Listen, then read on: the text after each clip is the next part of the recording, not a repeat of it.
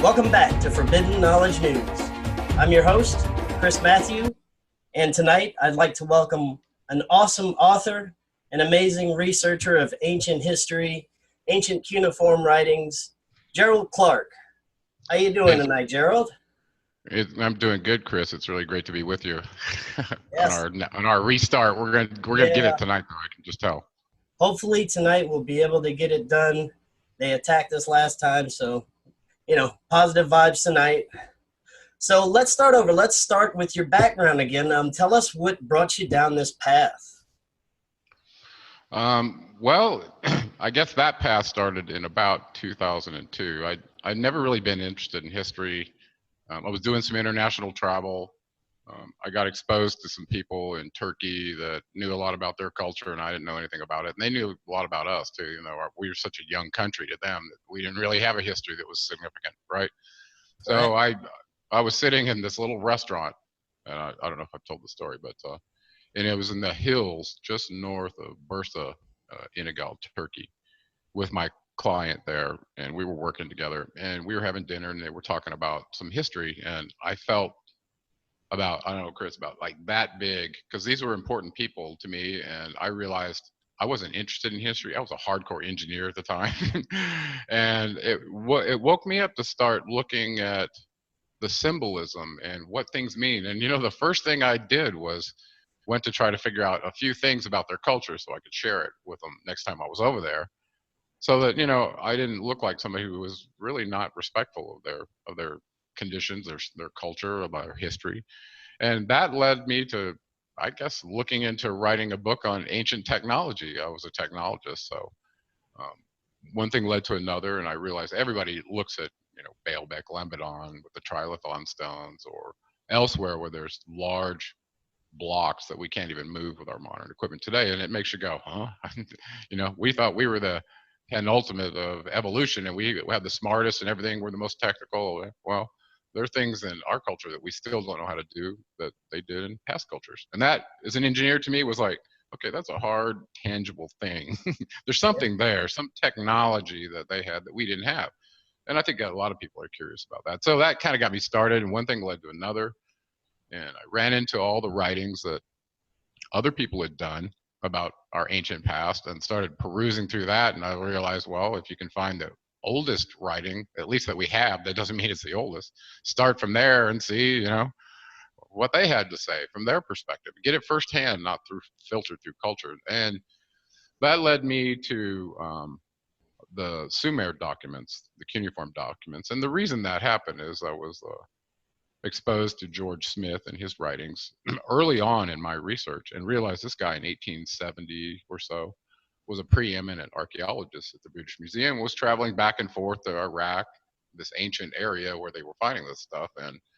And I was fascinated by the story that he had told, finding this little dog biscuit and realizing it told the pre-flood story that led to his book called the Chaldean Genesis. And Chaldea was the biblical area of Iraq today. So, and when he wrote that book, it was 1871, I believe it was.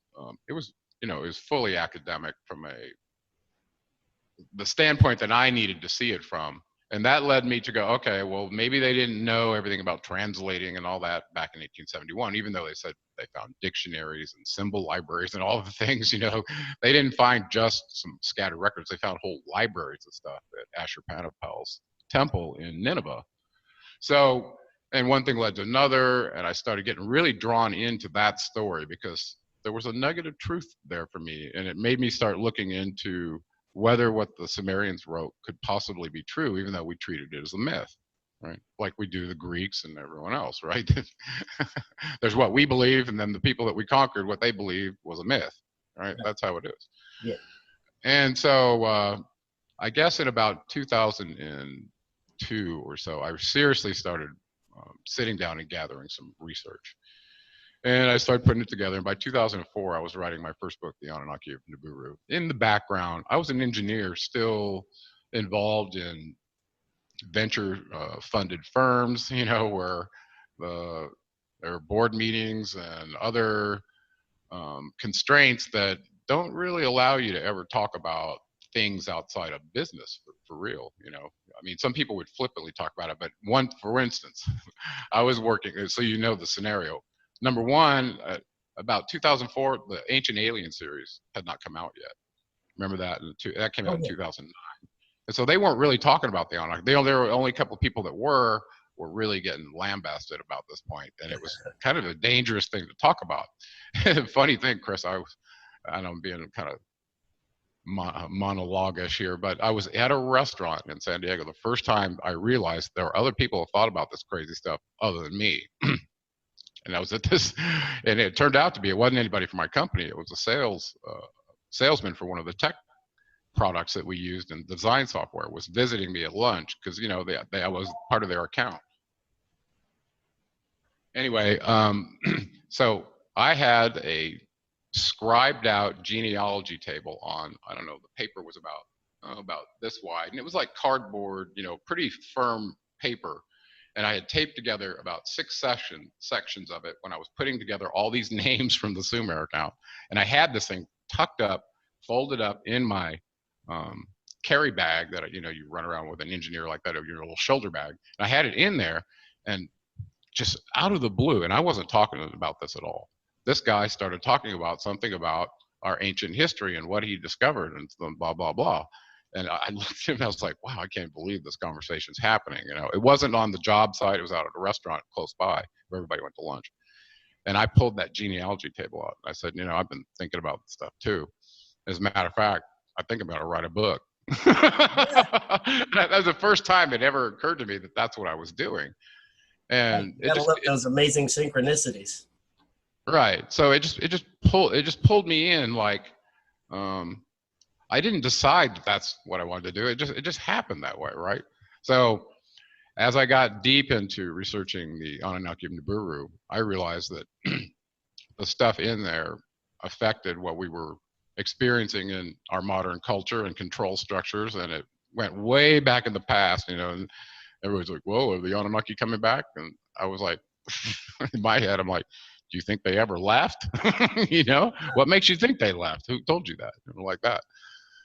So it was, and that book, I think, basically led people to research themselves with the seminal documents that I pointed out. And those are still in existence today. They're in museums in tablet form, and it's a cuneiform that's available at even the Oxford Online University has their versions of it there. So I started there because I was worried about translation stuff, right? And speaking of that, somebody asked me just today, you know, did you learn to read any of the symbols? And I said, well, of course I did. You know, did I memorize all of them, you know, and make that a language? No, because there's no one else that speaks it. Who are you going to talk to, right? You know, like that. Well, there are a couple people who do still speak and can read cuneiform, and one of them was the ex-curator of the British Museum, Irving Finkelstein. Very animated character, very brilliant, and he teaches people how to read cuneiform and runs little classes online on YouTube. It's really, really kind of cool to see this. And so I found these documents from the University of Pennsylvania dated 1902, where a German researcher had decided his graduate work was going to be in Sumerian studies, right? So one of his tasks was, and I don't know if he got to go or how it worked out, but they actually went to Babylon, brought back about 120 images, not the tablets themselves, images, high quality images that they could then take and decode. And so his PhD research was to decode several of the tablets, and I had his document. You know, it's a thesis document. It was at least 3 inches thick. And I got this, and I was reading through it, saw how he decoded cuneiform, and they had all his notes there on all the, and at that point, something struck me. It was like, not only is this real, but there are real people, you know, who are studying this language and have figured this out, not only way back in 1870, but they were still doing it in the turn of the century. But then, you know, and then about 1950, there was a book called Hamlet's Mill came out. Did you ever hear about that one? No. And it talks about Nibiru and Sumer and the whole thing, and it was really fascinating.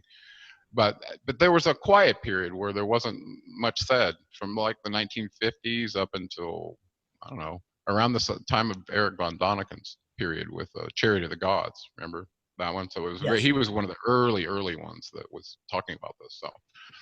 So you know, it drew me in. Well, how did you get drawn to this topic? Because it's a very popular topic to talk about now. But there are a lot of people that don't realize how they got on this path either. Yeah, I mean, I was interested just because I started seeing that there was a world behind the world that we see every day. And it just drew me further and further into our history. And I always felt that there was so much more to us as humans than just, like you say, the meat suit that we are. You know, I always felt that we were meant for so much more in our lives. And, I always figured to find out where we're going, we need to know where we come from. And, That's a pretty... yeah, I'd I'm like sorry. to know, based on your research, where do we come from? Where are our beginnings? Well, it's a hard place to say. If you localize us to our particular instance in time on a particular piece of terrain on a planet, I can tell you what we've been exposed to. Is that the whole truth? I can't say, Chris, because there's so much evidence that the tiny bit of a fraction of what we knew is so wrong that you want to throw everything out and start over. But the reality is, from the out of place objects that we found on the earth and such, short story is, I think mankind is in various genetic forms has been on this planet for millions of years. So that's what the evidence shows. But if we want to talk about our particular story as it relates to a particular circumstance, like the Sumerians knew in South Africa, that'd be a good place to start. That's a good place to start, because we can go visit where those sites are. We have their records firsthand, and whether it's true or not, this is what they said and this is what they believed. Okay, and that's why it's good to go to their records in the culture and find this out. And in their records, this is not Gerald Clark saying this. In their records, in particular, the Atrahasis talks about mining in the South African region. And apparently that's been correlated with the Sumerians' King's List and such, which is hundreds of thousands of years old, to a place where they were, gathering gold around the Zambezi River. And we know there are thousands of mines down there. I mean, go watch the movie King Solomon's Mines. You think that there was a gold there. Well, who was mining it 100,000 years ago? And I stopped in my tracks and asked myself that question. Chris, as a person who's been told, Sumer's 3,800 BCE and Egypt's 3,100 BCE, and then and the timetable just started going back and back and back to the point where even if you were completely inculcated into the religious belief systems of many cultures, even the Christians believe, well, God created the world in 7 days 4,000 years ago. That was a common belief for a long time, right?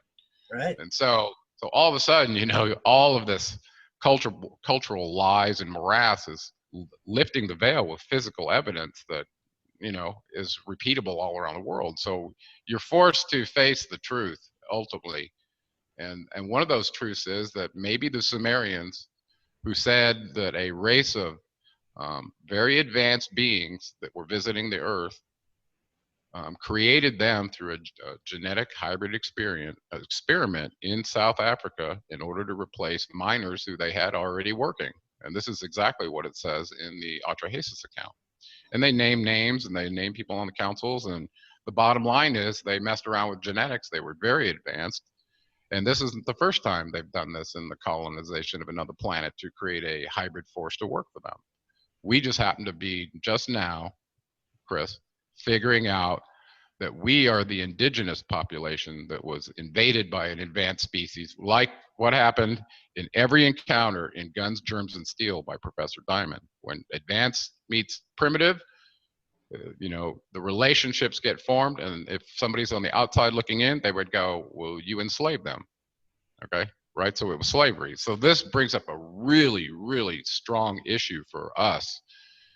Imagine you wake up and you're in this terrain model playing some game, right? Like in the Hunger Games, and all of a sudden you find the boundary of the fence where you can't go out anymore. right? That's your boundary. That's your limit. You thought you were free inside this cage or this thing you called life, the simulator, until you found that edge, and you realized you've been herded in there like a sheep. And as long as you think you're free, you'll act like you are, even though you're being used for a purpose beyond yourself, like a pawn. Okay, well, that's exactly the situation for mankind, and many movies have pointed that out. Well, if you think about back to this idea of hybridization, I want to talk a little bit about that. Yeah. In the threat briefing report that I posted on my YouTube channel, and not only the report but the analysis, it was very clear that the Anunnaki, who the Sumerians claimed did all of this, didn't originally come from a place where we thought they did. They had a long history through the galaxy with other races and through other wars, and occupy a sector of our galaxy that's not just Nibiru. Okay, they apparently are part of the Alpha Draconis Alliance, and they have relationships with other alien beings that are also here on this planet that they work with. Okay, so there's hierarchies of aliens way above us, and we are the dumbed down, hybridized slave workers that replace the Ajiji miners in South Africa. And we have genetic evidence of this, about the genetic Eve and genetic Adam study pointed to South Africa approximately 200,000 years ago, where the Y chromosome mutation and the X chromosome, or the mitochondrial DNA and the X chromosome decay functions, they know what those are over time. And it led right back to not only the same place in South Africa, but approximately the same time as what the Sumerians claimed, that the Anunnaki created these hybrid beings in South Africa, which they knew was them. And they knew they were created to serve the Anunnaki and had no problem with that. You know, I'm sure there were outliers and, and revolutionists and all that, but for the most part, the entire civilization was set up to serve them in the central ziggurat temples that every city had. That is fascinating. Now, that being said, they have different races, but these are just advanced humans or humanoids. Well, according to there's two sources I have for this, of the number of kind of races that have been here. Listen, I wasn't thinking about that. What I was thinking about the Anunnaki, I mean, they kind of, all their depictions of the Anunnaki in the museum in Baghdad and all that, they look very humanoid, bipedal and symmetrical along a vertical plane. So, two sides are symmetrical, two arms, same number of fingers. Some of the beings were shown as having 6 fingers, but even the picture behind you on that one showing, it looks like Enki sitting there seated in that picture behind you. Yes. If you count their fingers, they had the same number of fingers, toes. They looked a lot like us. They were bigger, but they looked a lot like us. But in these threat briefing report, and this is a document that's also available that I put in the link, and it's massive. It's hundreds of pages long. According to them, there were more than 50 races that have visited this earth. And of those, many of them had a policy that they don't impede with the indigenous population. They don't interact with them. It's just kind of a galactic rule. You can't mess with the indigenous, right? The Indigenas. Well, other ones don't respect that. Yeah. And according to this document, there were 6 of those races that were having direct interactions with mankind through their governments and such, and 3 of them were very hostile to mankind. Okay, so some of them were benevolent toward us, and they didn't want to see us wiped out or bad, come to us. Where the other ones were more about, it's like that movie Jupiter Ascending, where they viewed the Earth as a resource to be mined. And every bodies and body parts were included in that. Okay, and that's the mortifying part about our situation, is that's never changed. That's true. There are apparently large value dollars put on eyes and organs and things that perhaps another alien needs to be able to interact with this environment. So those are big time on their market. So we're on the list. We're part of their business, okay? And that's where it gets very frightening. So I'll summarize what I know from the threat briefing report. In there, The Anunnaki started in the Lyra constellation during the Lyran Wars, and they were considered kind of Nordic looking, you know, blonde hair, blue eyes. They looked a lot like what we call the Nordics now. Well, they eventually migrated through this war. Well, some of them landed on Nibiru, some of them landed in this Alpha Draconis complex, and they apparently had Cygnus and Orion and Sirius too. They occupied those as well. So you see these alignments of the Giza complex with the stars, right? And everybody thought it was Orion. Well, go check again. It's Cygnus. Orion's pretty close, but Cygnus is exact. Anyway, so they say they came from there. Okay, go ahead. No, so these entities that you say kind of broke the I guess the rule and interacted with humans, were these the ones that were worshipped as gods through the ages? Some of them were, yeah. Some of them never really wanted themselves worshipped as gods. It's like the range of experience of humanity. You know, there's a lot of people that have the Caesar complex, where overweening and pride and ambition are the way to live, where, you know, other ones were more, I don't know, ascended, okay? And these beings were from a higher dimensional experience than we are, a different density, if you will. And also their gravity apparently was different than ours. Okay, so, and I did a series on gravity. I want to get in what that is. But imagine you created a hybrid species and you didn't factor in the exact effects of gravity correctly, such that the DNA could adapt and the being could be whatever orientation it needed to be in the three-dimensional space. And for us, bipedalism is kind of unusual, right? If you look at the animal kingdom, there's only a few that do that. You know, some certain monkeys occasionally stand upright and things, but we're one of the few species that does that. And if you think about from a gravity standpoint, what's required to overcome that in our physical bodies, and this what really shocked me, Chris, is there are places in your body that will never allow you to be aligned in the gravity field correctly, the way you're designed from birth. Okay, this is like, wow, really? So was there some genetic issue in factoring in our adaptation to the gravity field versus what they had, because they contributed part of their DNA to this, what we believe was a Neanderthal in South Africa, by in vitro fertilizing the egg of the female, and Enki's half sister Ninmah actually carried it to term. Okay, this is from the Atrahasis for people who want to know, and that's spelled Atrahassis. I tell people to read that firsthand. Don't take the word from somebody else about that. It's not that long. There's 11 tablets in there. Read the first one. If you can get past the first one without having your God spell completely smashed, then you didn't read it very well, or you don't understand what it said. Yeah. Okay. So that was the mortifying part is, and this is where the Chaldean Genesis helped. And also in Genesis of the Bible, when you make the correlations to the Bible, because that's what people are used to, with the Sumer documents, their head starts spinning. For instance, in the Atrahasis, it says after 600 years, when the king of the city of Shuruppak, who we in our Bible called Noah, when that happened, that's when the flood came. And he has not only a couple of snippets like you get in Genesis, there's a whole set of tablets that described every single action that happened and why it happened and what was going on.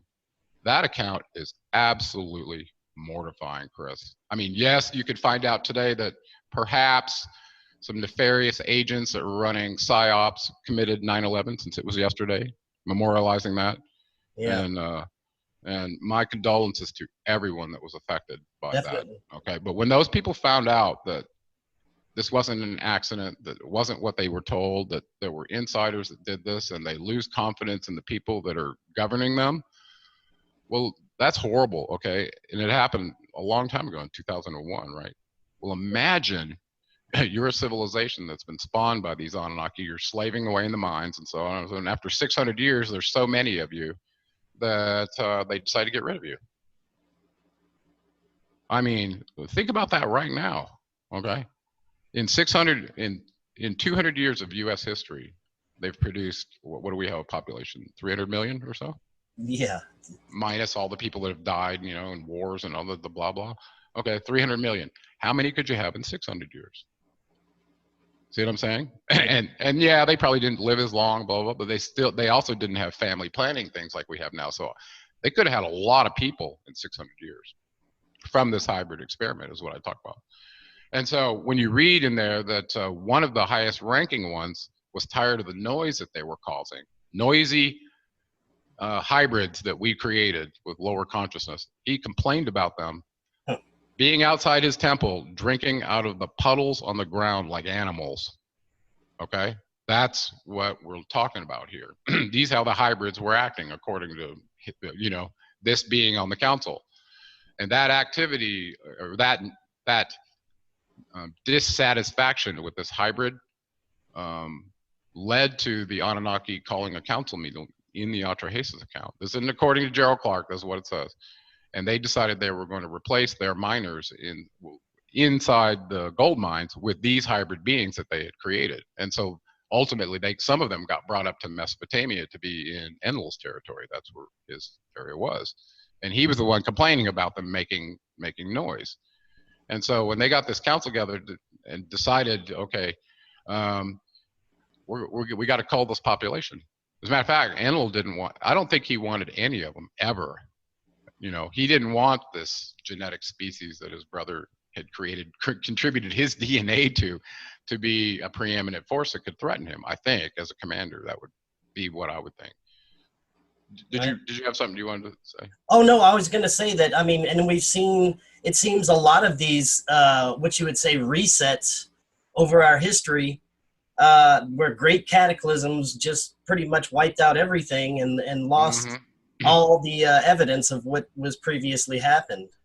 Yeah, I'll just throw something down on you real quick here. Solon, after meeting the priest in Sais from Greece, when he was they told him there were many floods, 4 major ones and many minor ones. Well, if you fast forward to the threat briefing report, in that account, it talks about the colonizers wiping out their genetic experiment 7 times, Chris, complete wipeout. Wow. Okay, so this is mortifying to know that that's a possibility for a species like us. This could be the end for, you know, chimera version number 3.416. I don't know. You know what I'm saying? Right. Exactly. So anyway, that was heavy to process early on, finding out that the Bible had been borrowed from the Sumer docs in large part, and misconstrued as well to, you know, promote which of the gods they were worshiping. The ones in Mesopotamia, since they were there, were the, you know, they ended up being the ones that showed up in the Bible. Okay, so you have Yahweh and Bel, Moloch or Marduk. Okay, and then you had Adonai, and you had Enoch. All these characters that you turn out, there's a cross correlation with the Sumer docs with who they really are. Right. Okay? And you know, I was going to ask you about some of the key players in this. You know, maybe from the original names onto what we saw later on, maybe throughout Egyptian mythology and so forth. Yeah, I would just say I can do that. And as soon as you get past Greece, Rome, and into our more modern era, and you start going, oh my God, they were there, they were this place here. That means they're still, where are their symbols? Oh, they're still here. They're still running things. So when you start getting to that place, that's when your network starts going bad and stuff. And we will definitely get to that next. That's on my list. So yeah, so let's do a little name thing. And I want to encourage people to look at a genealogy table, because you hear these names, they're not normal names that you pronounce and use in our modern language. And so they don't ring a bell, okay? But if you tell them in a name of what they were used in a particular culture, they go, oh yeah, I know that one. But they still don't get that these names came from earlier times, and they didn't have the same lifespans that we had. This is hard for people to grasp, okay? Yeah. I mean, in the Greek mythos, the gods were immortal, okay? And many other ones as well. Well, what does that mean? Immortal relative to us? Because we only live maybe 100 years at max, okay? They said they made our DNA so we could maximally live only 120 years. That's what's in the Sumer docs. Well, guess what? That's in the Bible too. If you read in Genesis, it talks about man, blah, blah, blah, and they live maximum 120 years. Well, they programmed our telomerase to have a decay function so that our genetic material decays and we only last 120 years. But what if that wasn't the case and your telomerase never caused shortening of your telomeres? You would not age. That's physical science, and there was a Nobel Peace Prize issued in 2009 to 3 scientists who discovered that. So look up telomeres if you don't believe that these beings could live a long time. And also in the Sumerian kings list, many of them lived. Yeah, I was just about to say that the King's List, hundreds of thousands of years, and yeah, well, people talk about that. It's very interesting if you really study that kings list. The before their great flood, okay, and I tried to correlate that with the flood that they talk about in the Bible. This one looks like it was different than the one. Remember, we were 4 major ones, okay, meaning it probably covered practically the whole surface of the earth. Well, they had one in their account in the Sumerian kings list, and it was I think it was right before Gilgamesh, as I remember. No, I have to go look again. But the first 9 Sumerian kings started by them saying, and we're going to, kingship's going to be lowered from heaven to earth. Well, all of a sudden you're going, heaven? What do you guys call your home planet heaven? Where did we get that term? Right there, right? And Anu, their king on Nibiru, had decided to allow kingship to be brought to the earth. And in the Sumerian kings list, it starts there and talks about the very first one and where he landed. His name was Alulim, and he was the king of where? The same city that Enki founded, Eridu. They call it Eridug in the documents, but it was Eridu. Okay, Eridu was Enki's city originally at where the Tigris and Euphrates meet and dump into the Persian Gulf, right there. Okay, so that was one of the oldest outposts that the Anunnaki created, the first one here on Earth, and we believe that one was about almost 400,000 years old, according to the records. So if you look at the Sumerian kings list, the first several of them before the flood, before it was disrupted, they all served terms that are stated as shars, right? You see that in the document. And this is the one directly from Berossus that I got from the Library of Congress, so I had some trust in it that it was real. Okay, but it is real. And what Berossus wrote is basically correct. He gives you a lineage of those Sumerian kings that also tie into major characters that show up in the Bible, like Nimrod or Gilgamesh, right? So people know those names, but they don't realize that in the Sumer documents, these guys were full on. So let's name a few of them to just correlate what happened. Right. So in that account, Anunnaki are really upset. These hybrids they made are making all this noise, and the Atrahasis, 600 years has passed. There's probably a multitude. He introduces 2 diseases to try to wipe them out. They're just horrific if you read about what he did. Cut off the food, cut off the water, started decimating the humans to the point after 6 years they were eating each other and selling their kids in the market. That's what it says. That's disgusting, but that's what it says. Definitely. And after that, after all of that punishment and abuse brought by the Anunnaki Council to get rid of these hybrids, apparently they knew a natural event was coming that would cause another great flood.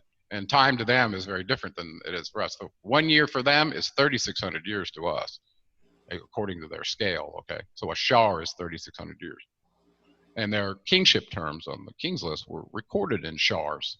So you can look at that and see that's exactly the case. So he knew, so Enlil's the top dog on Earth because Anu is father and Enki's father is on Nibiru. Okay, even though he visited a few times in the accounts. Okay, and he had a temple in Sumer, the White Temple of Anu in the city of Uruk, for instance, where Gilgamesh was king, was Anu's temple. Okay, when he came to visit.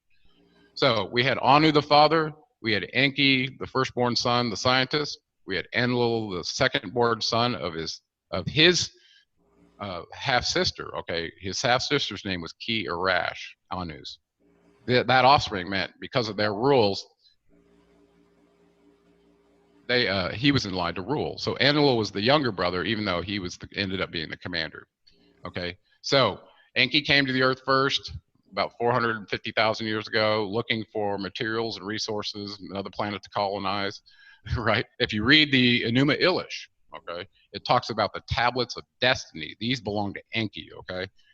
They were on the planet Tiamat before their constellation had a collision with what became our Earth and our moon, Kingu. Well, if those tablets of destiny were on that Tiamat planet, which is where our Proxima Earth, they were already starting to colonize the inner planets and were watching stuff.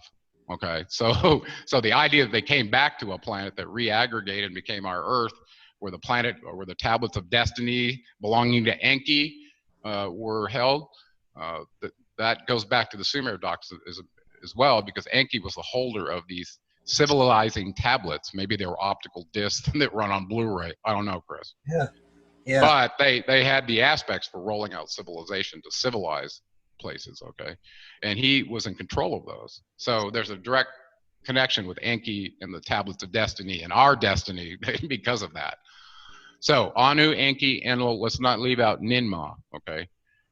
She was the medical officer. I know we just turned red there for a second. Are we okay? Yeah, we're good so far. Okay, so those three key players, Enki and Enlil, and she's the half sister to both of them. Okay, this is the key, and she shows up as the medical officer in the Sumer documents that came to the Earth to provide medical and health support for the people that were here. Okay, and she ended up setting up her operation in the same city where Atrahasis was, in the city of Shuruppak. So that's where the medical outpatient clinic was, right there. Okay, that was her area. So she was in the Levant as well. She was key, okay, in these Sumer documents. Those three in particular, Marduk is mentioned a little bit, Ninurta, some of the other kids are mentioned, but let's focus on the three main ones. Enki, the scientist and creator, Enlil, the commander slash, he's got a rank of 50 on the council. Okay? Enki's 40, and it goes on down to all the way down. So you got 12 people on there. The even numbered ones are male and the odd ones are female. So 60 was Anu, 55 was Antu, his wife. Those were known as Geb and Nut in Egypt, by the way, those two, just to start correlating. Enki was number 40, his rank at the time that we had these documents, and Enlil was 50, and their spouses were the intermediate numbers. So Ninki was Enki's wife, so she would have been 35. He was 40. 45 was Ninlil or Sud, who was Enlil's wife, okay, and up the line. So these are the highest ranking ones on the council. Okay, we can talk about all the other ones too, but these are the ones that are, you know, essentially setting the direction of the council decisions, right? Okay, so we have Enki and his sister Ninmah that were ordered by the council to go create a hybrid replacement. So I focused in on those two because if that's the case, then the DNA that we have came through at least partially from them. Okay, so it's worth knowing that. I mean, it's like if you were to go get a genetic test today and say, well, who's my father, right, or like that. Well, the reality is I focused on the Anunnaki. Even though there's these other races, they put their genetic mark on us. And that's exactly what the Bible says. You know, we created in our image and our likeness. Well, that's, we are hybrid Anunnaki, whether we know it or not. And we are created in the likeness of them.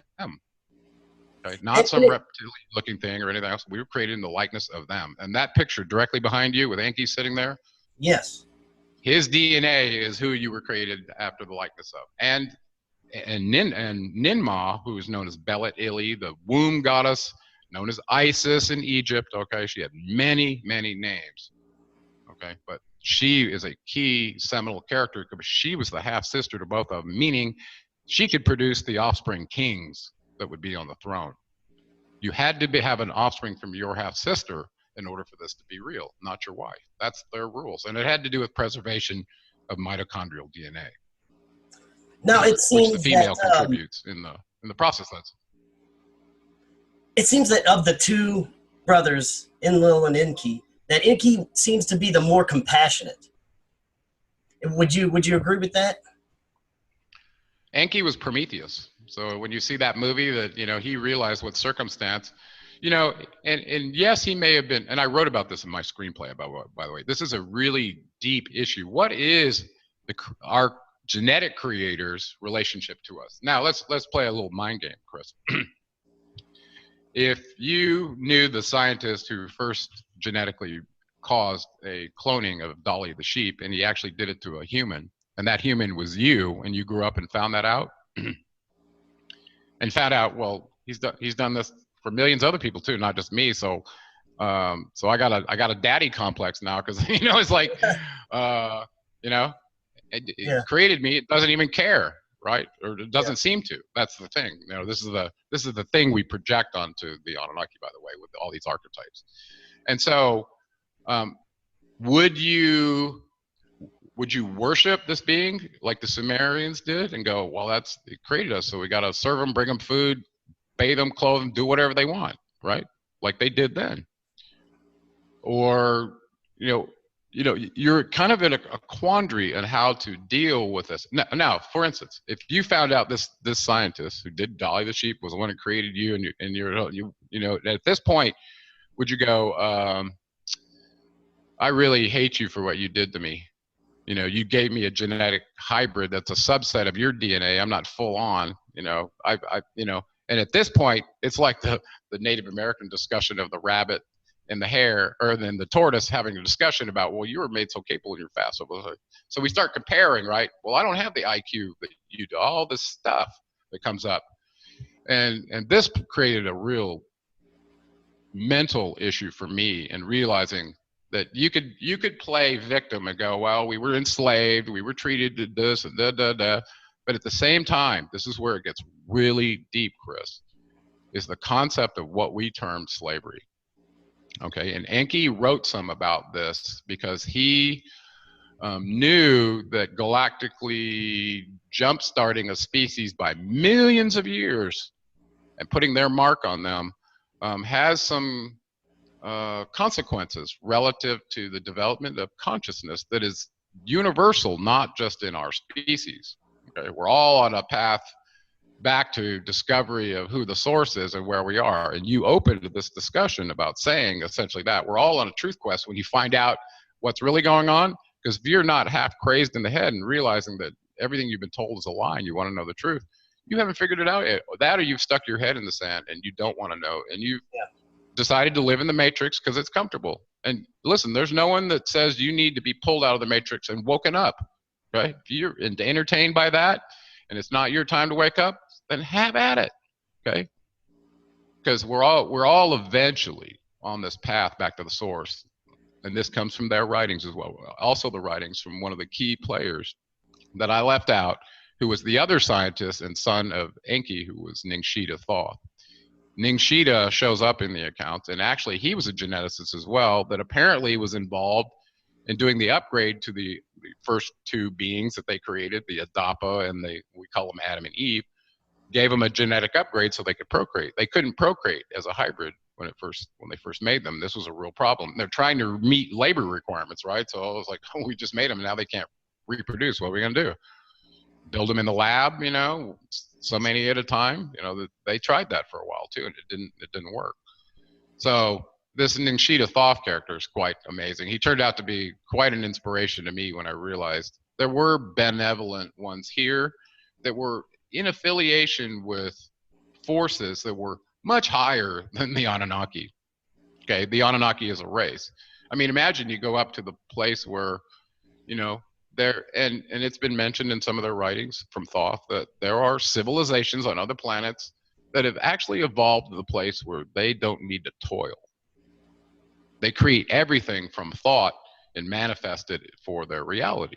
Now, wouldn't that be a nice place to be, right? But there are ones that are that far along in the evolutionary path, much further than we are.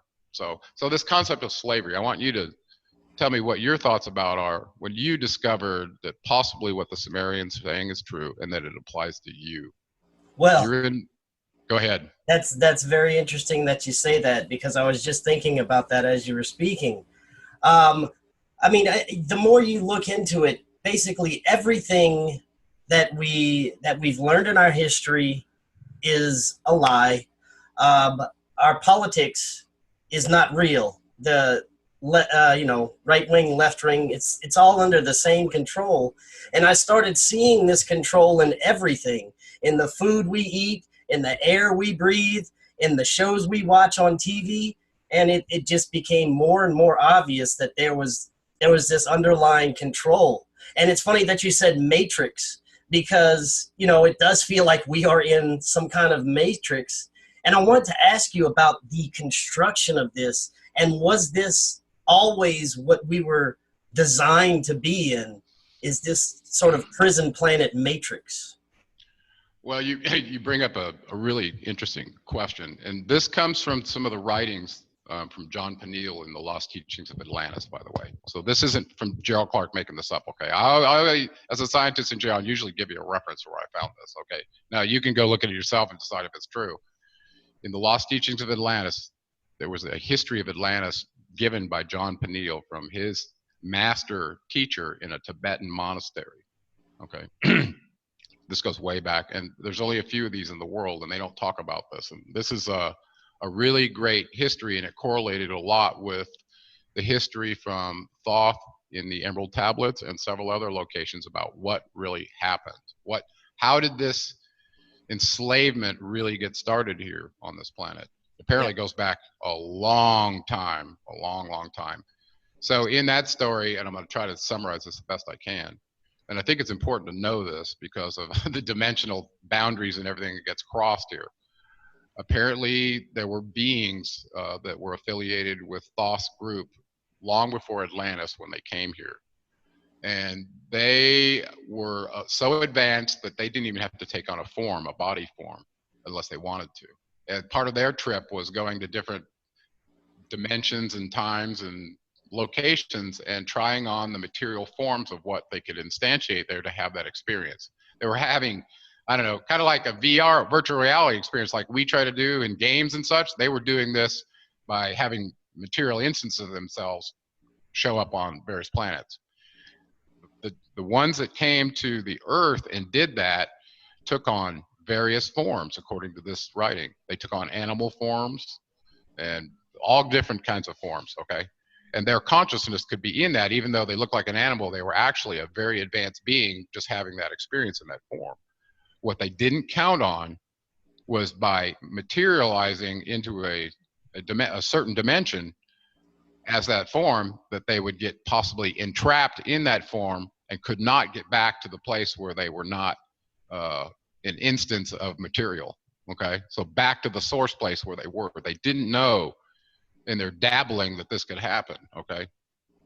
So apparently the first wave of these beings that Thoth talks about in the history, and Thoth was the master, the master teacher to this Atlantean monastery, according to their records. And his last incarnation to them before Babaji was Jesus. They call him the same being, and I totally agree in my genealogy table.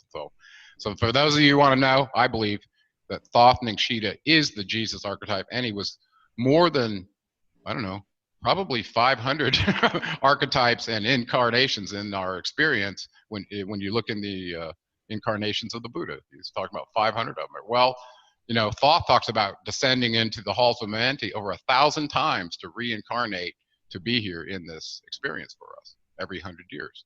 So I was like, okay, well, maybe that's true, right? Right, and so Thoth is essentially here to help us, you know, sort of escape this matrix in a way, or at least awake us to what, you know, who we are. Well, let me continue that crazy story. So in that process, the second wave came to try to rescue the ones that got trapped in form and couldn't get back to, because they were like, well, they are us, even though we could, you know, let them have their karma for what they did, but we can't stand by and let this happen. So they came to find those beings that were trapped in form, and then they gave them the choice whether to become back to what they were or to stay, okay? And for the ones that they could find, was the problem. And so there was a whole search team from the domain forces that came to the Earth to find these beings that were trapped in form to rescue them. And this is where a really crazy correlation came in from the Roswell alien interview, where the nurse that had that discussion with this being called Errol described Ahura Mazda as the one who was an incarnation of Enki, okay, who came as part of the domain forces to find the beings that were trapped in those forms and rescue them with his flower of life detector that he was holding in his hand that looked like a pine cone. Okay, so he was here to, as part of that second wave, apparently, having an incarnation here, because he was here way before as well, okay, as Enki in South Africa. So all of a sudden, here he is, an incarnation, where he's still doing this mission of trying to find his relatives or domain affiliates, whatever you want to call them, that are trapped in material form. Well, guess what? There are beings that are still trapped in the material form. They used to be chimeras, you know, the minotaurs and all that. Those were real beings that apparently these highly advanced beings tried to take on the form of. They didn't want to just be a bull or this. They wanted to try an experiment of a hybridization, right? So those were real. Those ancient discussions of hybrid chimeras was real. Yeah. And well, at some point they rounded up several of them, and apparently the culmination of it happened sometime in the region we call Egypt now, okay, where Thoth was sent from Atlanta. Well, there were still beings that are trapped in the form, and ultimately he called them the human animals. Well, and when you realize in that story what he's talking about, we are them. We are the humanimals that used to be connected back to the source, that have lost our way in materialism, descended down the mountain of consciousness to the lowest levels of material wallowing, and we've, for the most part as a species, have forgotten any semblance of where we came from and who we are. And when you ask that question about where did we come from, who we are, we go back to at least a connection with Enki, Ahura Mazda, Poseidon, whatever name you want to call him, who was a very high-ranking scientist from the Anunnaki that came here and started it all. So that Prometheus story, watch it again, and you'll realize that's the sacrifice he made for us. And this, again, goes back to the idea of slavery. And maybe that's another show, because it's very deep when you get into what it is and what we call it and how it looks and what's the way out of it and all of that. Okay, but realizing you are a indigenous trapped being who has a soul that's immortal. Your essence is eternal, just like the essence of the Anunnaki. Okay, so you may lose that material anchor that you call your body, your meat modem, in this process and whatever, but you can take on another one, like buying a used car, according to them. Okay, so that, you know, and knowing that, and also having personal experiences with my own energy body and realizing that it exists outside of this meat host and is immortal, it kind of gets you over this fear of death, where you can't be as manipulated as easily. But for the majority of people, Chris, don't ever overcome their fear of losing this material form in this reality, because that's all they have. They don't have the connection back to the source, so it's all they have, right? And it makes sense. It makes sense. Yeah, and that's what I'd like to end on later on tonight, is how we can kind of help ourselves awaken and get through this process and make ourselves better, and possibly see where we can take the human race in the future. But now I'd like to get into now these players, these key players that used to make themselves present to us, that used to have regular, I guess, communication with humans. It seems like that just went underground into some deep secret control. So let's talk about that. Let's talk about that transition and what's going on now. Okay, well, let's do that, and then let's take a little nature break in about when we get to the end of this one, okay? And then we'll come back and finish up. So in one of my favorite movies that started talking about the controls behind the scene, okay? Well, listen, the Greeks used to call their controllers the gods on the Olympian Council, and they lived up on a real pimpin' pad up in the mountains, right? They didn't live down with the people, right? They did their puppeteering from up over there, right? Well, the movie Jason and the Argonauts portrays that really well in the early 60s, that one. Yeah. Fantastic, you know, where you know, they're showing essentially their concept of breaking open the hologram and reaching in and messing with mankind whenever they wanted to. Okay, well, that I find is actually true, because imagine the beings that created you did it in such a way where they understood the electromagnetic spectrum. They knew what your brain waves were. They could monitor them using telemetry equipment from remote distances. So they not only knew when you were transmitting, they knew every thought you were having. Because let's think about the term telemetry. That's remote gathering of data.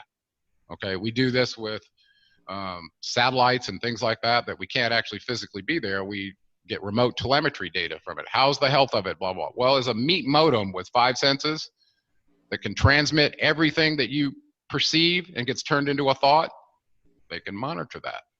And you've never, ever had a private thought, even though you think you have. There's nothing private in the electromagnetic universe. Right. So your creators have full insight into not only what makes you tick, but everything that's going on as your response to the simulation outside. So you think they can't reach in and change some cause so that you get an effect and puppeteer you? As a matter of fact, the extent to which you're not aware of being puppeteered is probably the magnitude of which you're being vectored by forces that you don't even understand. Where do your thoughts come from? Is it just, so when you start realizing that thoughts can be put in your head, images can be put in your head over the electromagnetic spectrum through your meat modem, you start questioning, is this my thought? Is this and when you finally get to the battleground of thoughts in this process for yourself, where you recognize that your brain is a computer that can turn on past and future, but you bring it into the now and it's useless, right? Where the experience happens. So these senses are being turned into electrical signals into your brain. This is science, okay? So the idea that we're telemetry meat modems, okay? Now let's give a context so this makes sense. People hate when I use that term, by the way. I like okay, that. Modem it means you're a modulator, demodulator. Okay, and there's no electronics involved. It's all being done with meat. This is amazing, okay? Yeah. Such that you're communicating over the electromagnetic spectrum and changing waveforms and putting data on them and being able to send it and okay. Well, you are a agent of the Anunnaki that's put on a colonized planet, and everything you see and experience, you're a remote telemetry device for them so that they can use your eyes, they can use your senses and find out, hey, the resources down there, how's it going? So they didn't need a camera on your head. You are the camera. You are the smell detector. You are the sensation and heat. You are the sensor. Do you see that? Yeah, definitely. Oh yeah. So not only you transmit, but you can receive. And we've seen this through, lots of different programs and realize through entrainment and all the techniques that can be used with understanding how a human brain is built, that you can do this. So from that standpoint, all of a sudden you realize that there is no privacy. Okay, so it forces you to become extremely responsible with your thoughts. So if you choose to put your eyes on this and well, that causes me to be all about that, but it's not good for me and separating me from my internal energy. And this is the part that people don't get, is if you don't have a connection to gravity, the sensation of your higher energy self, your chakras, this is all woo-woo talk, okay? And it doesn't ring true with them, okay? But if a person can have an experience such that they know that A, they were awake, and B, that they were conscious and rational, and that they existed apart from this, okay, not just in thought, but in reality. If they could have that, they would know that this is temporary and that this is all a game, that we're infinite beings having material experience, and the game would be over, okay?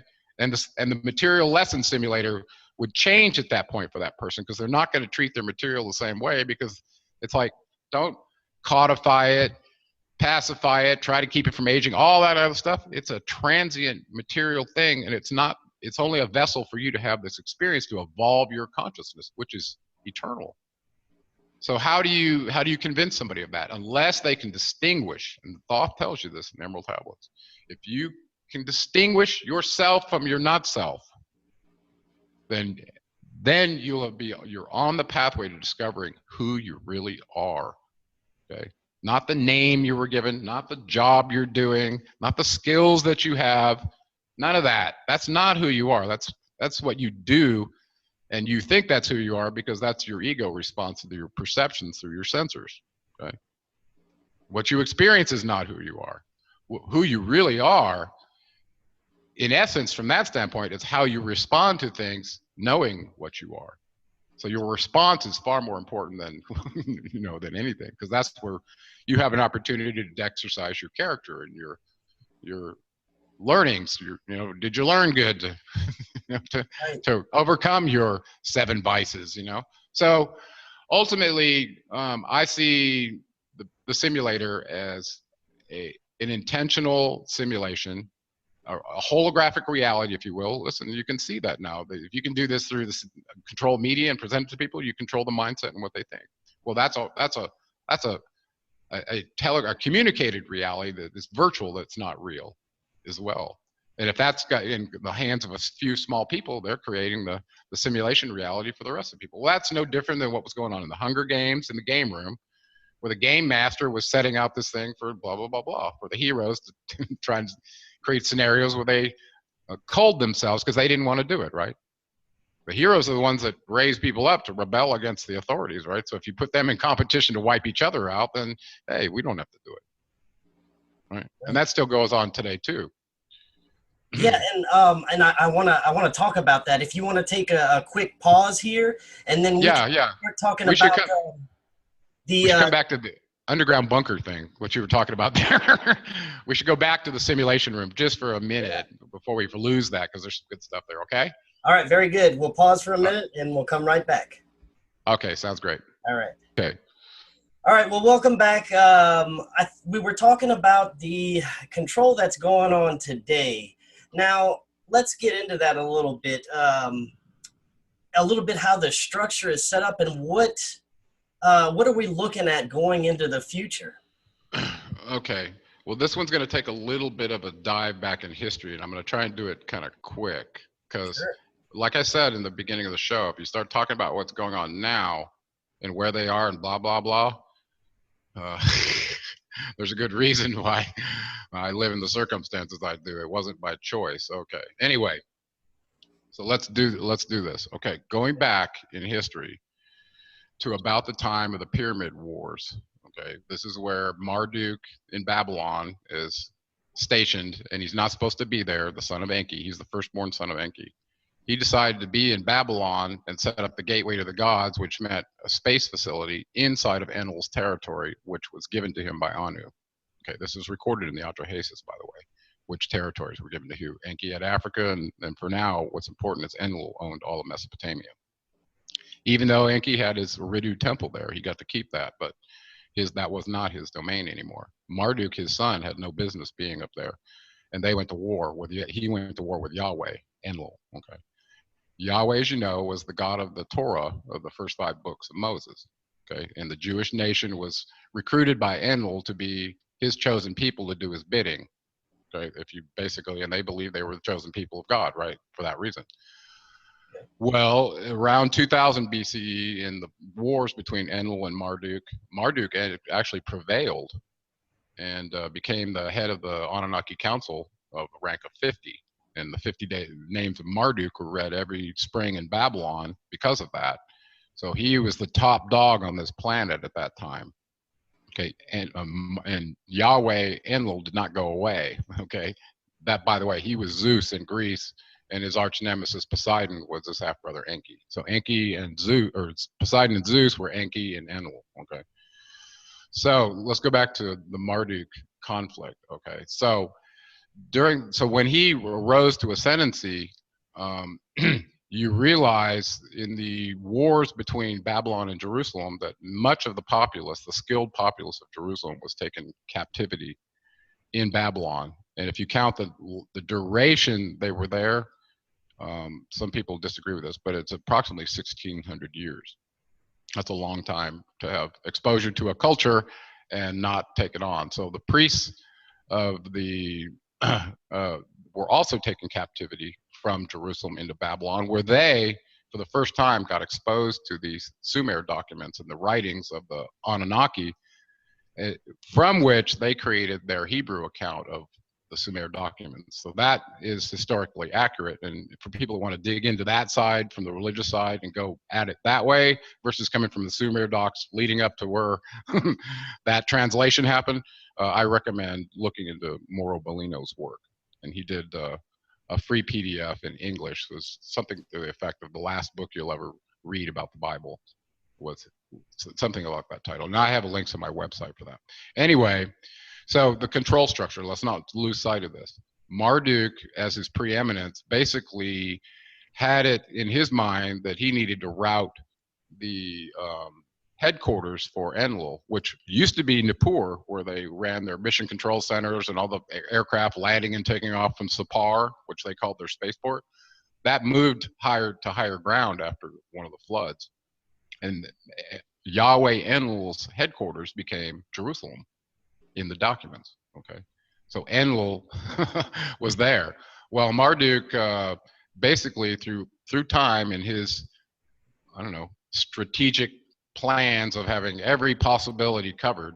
He's brilliant, by the way. They all are. Anyway, it looks like he found a way to infiltrate the Torah Jews via the Khazar region way back in time. This is, if you look up the history of Khazar, the region in Khazaria where the entire populace converted to Judaism, right? Why did they do that? And you can tell they did it using the Babylonian Talmud. It's in their records. Well, that came from Marduk. So I see that as a long-term strategy by Marduk to move his religious people into Israel and take over under and use the Babylonian Talmud as their preeminent document. Now, tell me that did not happen. That did happen. Okay, so Marduk's money magic that he taught in Babylon to these people that became Jews, even though they never had any blood from the Khazar region shared with the people in the Palestine region. Okay, they didn't have any Semite blood at all. Well, these became the Jews that are now in charge of the religious order serving Marduk. So Marduk looks like he routed Enlil to me, and because of that, if you look at the control structure and the banking structure and the media and who owns everything in the world, it's the agents of Marduk. And I'm not calling out anybody genetically on this, but that's just what it is, okay? Right. Okay, you want to see, I think about a Rothschild who has $500 trillion and has banks in over 140 countries. You tell me those people are not serving Marduk, okay? Because if you look in the Babylonian Talmud where Marduk was the chief deity, okay, and he's also known as Moloch, Moloch, okay? So if you look in Palmyra, Syria, where those arches were destroyed by ISIS of all people, why would you name a barbarian force after the mother of humanity? Unless you're disparaging her, okay? So there were factions among the Anunnaki where they did not get along. And when it was time for them to be in preeminence, anyone else that opposed them, their namesake was smeared, okay? That goes for the three that were important in our historical account: Enki, Ninmah, and Ningshita Thoth, okay? Ningshita Thoth shows up as Enoch in the book of Enoch, by the way. He was Enoch, and he also shows up in the Bible as Azazel when they were talking about sacrificing two goats. One of them was for Yahweh and one was for Azazel, who released the goat as a nature atonement. So these were two opposing forces that came into conflict, okay? Enki's son Thoth came into conflict because he was here to promote consciousness and raise the consciousness of these hairy barbarians. Enlil didn't want that. As the commander of the earth, when he was in charge, he wanted slaves to do the functional mission, and he didn't want any peers coming out of that group. Okay, there were no openings in the Anunnaki Council for hybrids that think they're as good as we are. That's how it was. Okay, so that control structure has been on this earth through religion, through government, through all the civilizing factors of humanity from the very beginning. Okay. So controlling the media, controlling the perception of reality is how they control the narrative and keep people living in the Hunger Games box thinking they're free, when in actuality, they're some of the most dumbed down slaves through history. Now, it does seem in the last few years that there is this mass awakening going on. More people are realizing what's happening. And you hear talk that there may be some kind of underground war going on, you know, the light forces versus these evil ones that are keeping the control. Do you have any thoughts on that? Well, I noticed something very interesting, Chris, early in my research, is they very much, not only did they give us the zodiac wheel, but they also used it in terms of determining local time on this planet relative to galactic time. And they had mathematical correlations between our cycles and theirs in order to establish that. Okay, So they were it was very important to them, and it also delineated the term limits for their rulers as well. Okay, so I'm the ruler in the age of so-and-so. Well, they were talking about zodiacal ages.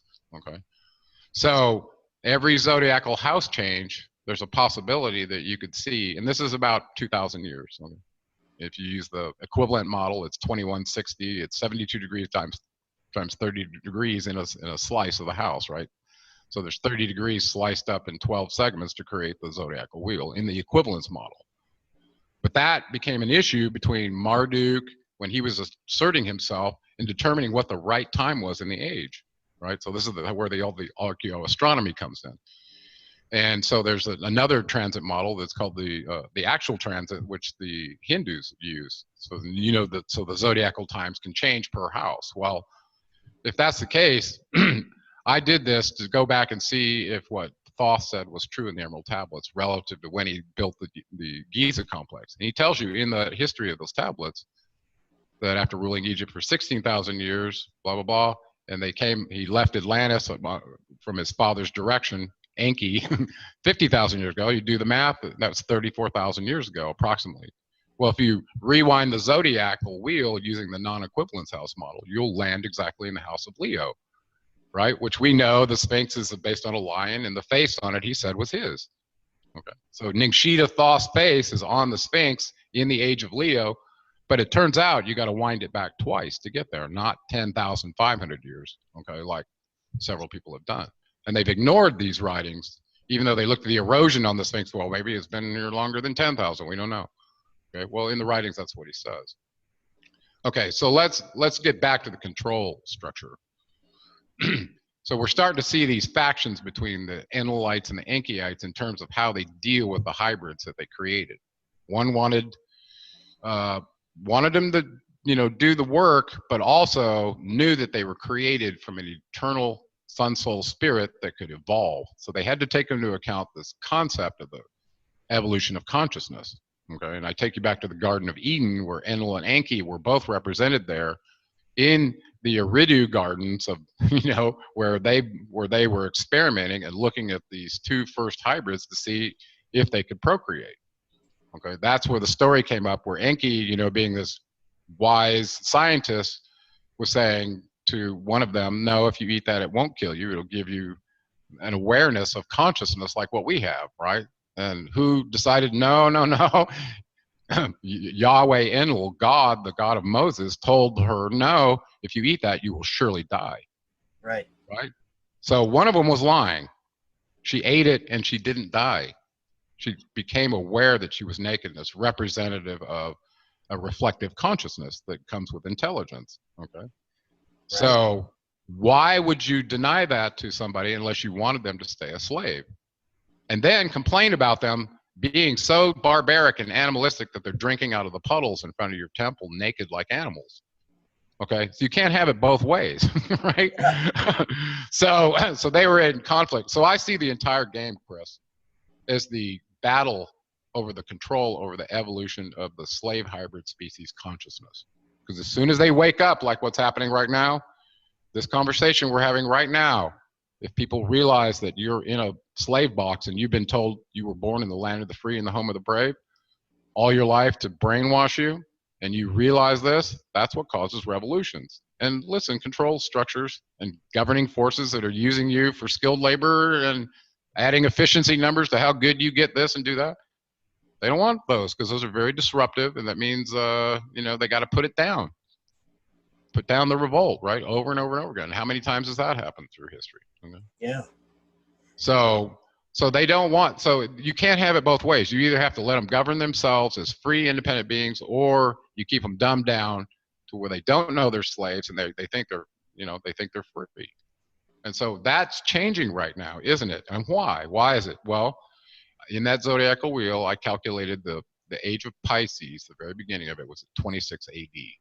Now, if you add the transit time for that house going forward or backwards, you end up at 2012 BC or 2012 AD, which is the beginning of the age of Aquarius, according to, if you use that house model. Well, do you think that's a coincidence that Thoth Quetzalcoatl's countdown calendar from 3114 BC to that date was exactly a Mayan sun count, 5,000, about 5,280 years or whatever it is exactly. I'm doing this from memory. So those two coincident to this very special age of Aquarius, and that means it was destined for a period for higher consciousness, but at the same time, the control structures that were here, that were embedded, well, let's call them the old dominion forces. Okay, there's the domain forces that want higher consciousness, and then there's the demiurgus forces under the old commander of the earth, and apparently in alliance with Marduk now. I think Marduk and Enlil have formed a cooperative agreement. Okay, you get this region, I get this region, because I know if we go head to head, what's going to happen. Right? So according to that, if you want to identify where they are, and this came from Enki's anonymous message that I posted on my YouTube channel and on my website, and it does correlate with what's happening, is that Marduk appears to have taken over Europe. He's clearly running the religious factions in Israel and the government. And so where's Enlil? Well, he was the god of America for a long time, right? Well, until about 1895, it looks like, when the Christian god took over the highest figure in the Masonic order. Whereas it used to be the master architect, who was Thoth, who brought the mystery schools to humanity in the first place. And this comes from the commissioning by Poymander in the Secret Teachings of All Ages from Manly P. Hall. If you read that, you'll see that Thoth was commissioned by higher entity beings. You could call them cycle masters, you could call them whatever, to lead humanity through the dark ages until they were at the age of where they were supposed to wake up to their higher consciousness. Because that is part of the creator of all's destiny for their beings and their souls, not their material form, but for their souls, is to everyone returns back to the source eventually. Okay, so we're on that path, the Anunnaki are on that path. And so right now it looks like, from what I can tell, a lot of that wake up has to do with either genetic latent circuits that the Anunnaki built into us. And you can look and read about those in my book, or you can read about what Timothy Leary said about our latent DNA circuits. So whoever our geneticists were built us in a way that didn't ignore the evolution of consciousness. And this was a big problem between Enki and Enlil. They fought about this when Enlil found out about this. So we have in us the constructs to get back to the source from which we came, that energetic form before we took on a material form and got lost in our experience. Okay, some in the bodies now are still what you would say domain originals that landed in form, that keep reincarnating in the humanimal form, but are actually members of a higher level dominion council that Enki was part of. And other races were part of it too. So there are lots of alien races that are incarnating in bodies, okay, and they can do that. So there's not just one type of us running around. There are aliens in our bodies all over this planet representing different factions, and they're competing for dominance and resources. And we're their soldiers, the pawns they put on the battlefield to fight their wars, right? We're the sacrificial lamb because we're the lowest consciousness level on this planet. Well, except for maybe snails. I don't know. No, that's fascinating. And along with everyone else awakening, it seems like our planet is also having some sort of awakening. On my channel, I follow Earth changes. I report on everything I can find, and there's a lot of changes going on. Do you think this is going to coincide with this awakening? Absolutely. Well, listen, why do you think Thoth Quetzalcoatl had a countdown to a particular point in time that had the time that the countdown at the end of it was that we arrive in their pyramid structure on the Tzolk'in calendar at universal consciousness? And I asked George Norrie on Coast to Coast this question, what do you think that means? And what was he counting down to? Okay, what is the trigger for this evolution of consciousness that he's describing here? And I think this is just basic science, Chris. We are sensitive to energetic frequencies, okay? And I mean, there's all these forces. There's gravity, there's nuclear forces, all the things that happen that we're sensitive to. You know, we're a material form, but we're stitched together by energy. We're essentially energy. Okay. Well, energy can neither be created nor destroyed, but it can be influenced by outside sources or electrical principles, if you will. So, for instance, if you take a spherical body that has a hollow core that's been filled with some molten metal, well, guess what? When energy hits it, frequencies hit it, it causes a standing wave resonance that we call the Schumann resonance. Okay, and it's simply a function of the geometry of the planet and blah blah and the speed of light. Okay, it's really pretty simple. The circumference of the Earth and the speed of light. Well, you are no different in a sense. You're made of the same material.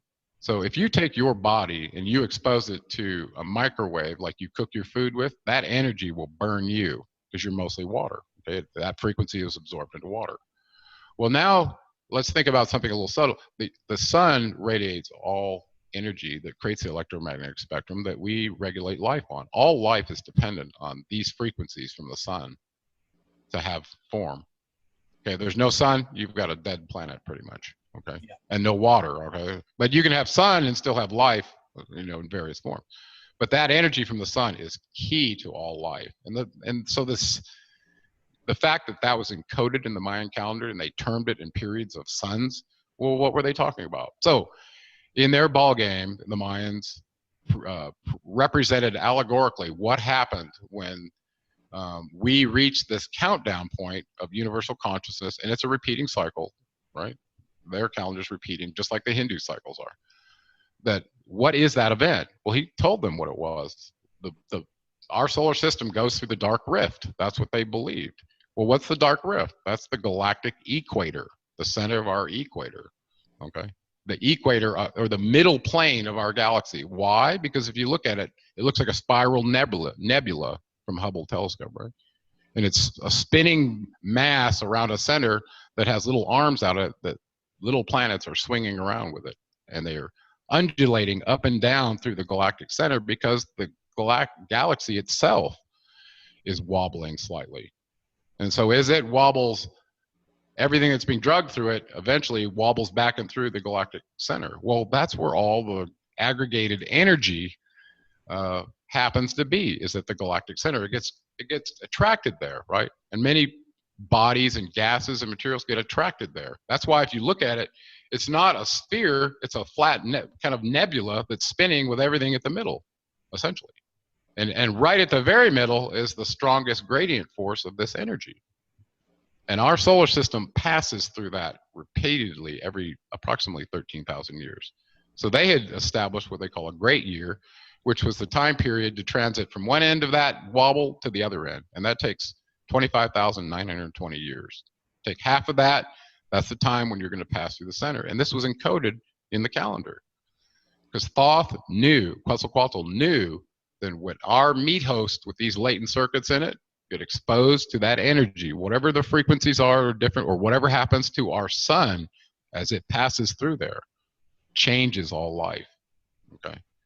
So I did a show called Mayan Fifth Sun and Ascension Timing. And I looked at the science of what the Mayans were saying about this, and then also what we know from a modern science relative to what happens to the lifetime of a star. Okay? And this is very similar, as above, so below. This is similar to you as well. Okay?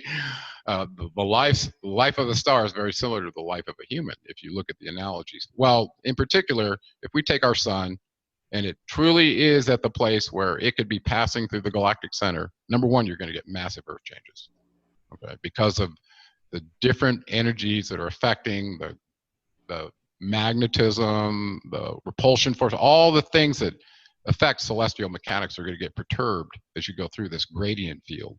Does that make sense? Yeah, definitely. Okay, and it's possible that if there's enough fuel there, meaning gases and debris that get attracted or impact with the sun, that the sun's energy could change. Meaning, if it got enough energy and material to continue its evolution, it could expand and go supernova and explode, right? Or it might burn up all its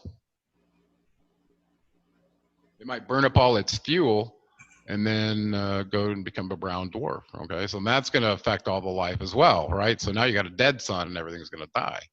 So that's possible as we go through the galactic center that we get changes to our sun.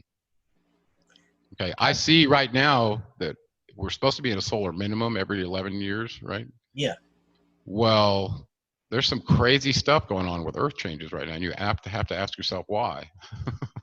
Now, do you think there is anything to the Nibiru story or the Planet X story where it crosses and causes turmoil and cataclysms? Well, if the Enuma Elish creation account story is true that the Sumerians gave us, then their planet and some of its moons or stars or constellations or satellites, whatever you want to call them, were caught into our galaxy in their creation story such that it adapted the orbit around our inner sun along with the binary sun that became their sun for our sun. So in other words, two suns decided to become binary twins and they got entrapped in that. Well, I think that happened through the passage at the galactic center where all this perturbation happens. Okay, so I think those are very much correlated, even though nobody talks about that. But I have several times said I believe that the thing that caused the Niburian constellation to become an intruder planet and go in retrograde orbit with our sun was exactly the passage through the galactic center. And so that was probably very important to many races knowing that through history. So does that answer your question? So I think so doing the math, ask yourself if that's true, are we in the age of Aquarius? Because Thoth said he was going to be the one that saw us through the dark age of Pisces and was going to be here to bring in the new age of light, enlightenment for humanity, which we've never experienced. Maybe we got a little bit of it in Atlantis if some humans were there, but I don't think we've ever been exposed to a philosopher king type of living experience where we weren't slaves. So do you see us going through a period of great turmoil before we can actually get to the point where we are, where we should be as humans? Yeah, here's the crazy part. When you dig deeply into the Hindu writings about the Yuga cycles, they believe the same thing relative to human consciousness, waking up as a function of your position relative to the galactic center. Okay, and I specifically am talking about the holy science from Swami Yukeshwar, who was a student of Babaji, okay, and Babaji is the bomb. Anyway, so they both agree that the galactic center seems to do something to human consciousness. Now, ask that question that you just did one more time, but make sure I'll stay on track. Now, do you think that we're going to go through some great turmoil and cataclysms before we actually get to the point where we need to be as humans? Well, I think the Earth is, according to Errol in the Roswell alien interview, is a prison planet that's been used as a planet for a very long time because it's a very unstable inner planet that gets perturbed by all kinds of things. It's too close to the sun, and it gets disturbed by the changes in the sun. So they recognize that and always never said, that's one of the reasons we haven't made it anything at an outpost, because it's unstable. It's not a place where we want where we can survive. So so I think changes are absolutely common on this planet. Whole global floods, plate tectonics getting ripped apart, you name it. And if you look at the history of the planet, we're starting to learn that it's a changing place, and it happens a lot. And right now, I believe that our approach to the galactic center is perturbing everything. And we don't know whether conditions on the Earth would be survivable through a passage or not. Sometimes they are, sometimes they aren't. Okay, look at the end of the last ice age. That was what, about 13,000 years ago. Well, that was the last time we passed through the galactic center. Okay, and when the far point of our solar system is away from the galactic center, that's called the autumn equinox. Okay, and at that point, we're talking about the Kali Yuga cycle from the Hindus. This is the darkest, most asleep place for humanity. And what's really interesting about that, and that would go from about 600 BC to about 600 AD. It's about a 1,200 year cycle. Well, it's funny that during that period is when we had all these mystics and saints incarnated in the earth, including Jesus and Buddha and Confucius and blah, blah, blah. All these people were in during that period. We were supposed to be the darkest yuga cycle, right? Well, who had a hand in doing that, making sure that mystics and sages were showing up in a time of the darkest part of human experience, right? Yeah. So as you proceed through the wheel, as you reach the spring equinox, which is where Westerners reference the galactic center, because that's the side that's closest to the GCR, the galactic center. Well, just from an energetic standpoint, being closer, you're gonna get blasted earlier than if you're farther away. But in the Hindu tradition, they take into account the binary sun's position relative to our sun and the galactic center, and what that effect has on human consciousness. This is kind of like astrology, looking at the angles of this and the resultant energy of what it does, right? Right. Well, they said basically that's why we look at the fall equinox for the relationship to the galactic center, and we're in the Dwarpa cycle right now that lasts 2,400 years, and then the next cycle lasts 3,600, and then the last one, the Satya Yuga, lasts 4,800. Okay, so each one there's 1, 2, 3, 4 cycles, and each one is a function of 1,200 years. Okay, and then they have aspects or windows at the beginning and the end of those cycles relative to where you are and what happens to human consciousness. So this was a little different than what the Mayans wrote in the Tzolk'in calendar, in the 9 rows of consciousness evolution, versus what the Hindus were being taught. But it turns out they were being taught by the same being. That's the amazing part. Yeah, it is. So, yeah, so I think all is possible here right now. I mean, including a global flood, sudden shaking of the earth in a response to the galactic gradient if we were passing through something, an impact with some debris. Look at all the debris that's showing up coming. Oh, these asteroids are coming in, and we're seeing them all the time now. Well, we're in the galactic center where all the debris is, okay? And so we should expect to see a lot more, right? Yeah, a lot more cosmic rays and the energy that we're passing through as well. Exactly, and the part that's important to us is, as eternal beings have a material experience, what is this energy doing to us relative to our consciousness? Well, you're seeing that, I think, and this is the key of those latent circuits. Is the last circuit, according to Timothy Leary, and I wrote about this in my book, was an energetic trigger. This is the key, Chris. It was an energetic trigger that could reprogram all your other circuits when that happened. Now, who did that? I'm telling you, I know who did that, and that's in the Atrahasis, and that was Enki and his son Ningshita, who set us up to make sure that we could awaken in the window when the energy is there. If all else fails, and the Demiurgus system is so strong that you can't find your way back to the source, here's a window when this happens, that if you're still incarnate in a body on this planet, you will wake up. That's universal consciousness, and that is happening, and has been happening since the countdown to the end of the Mayan fifth sun. Even though everybody poo-pooed it and said, oh, nothing happened, we didn't all die. That was all a psyop, right? That whole 2012 thing, that was a psyop, because they didn't want them to know what the truth was. Universal consciousness is the truth, and it's not something you can tuck away as a Demiurgus beat down slave system like we have right now that could keep it in a lid on it. They've tried. You control the media, you can control it. But once an idea is out, it can't be stopped, especially in a modern era like this. Right. So that's happening, and you and I are part of that. And I think this is going to be a great way to close out. We got a few more minutes. I'd like you to talk about some of the ways that we may be able to help access our higher consciousness as we move towards this galactic center. Well, that's a good question, and it's different for every person, because every person's path is a pathless land. So how do you distinguish yourself from your not self? First of all, you have to have the concept in your mind that you are more than meat. Okay, the energy matters, and where that junction of energy meets in your body is where the finite meets the infinite, and that's where you're going to discover your connection back to the true source of all, which we call God. Okay, this creative force whose energy animates us all.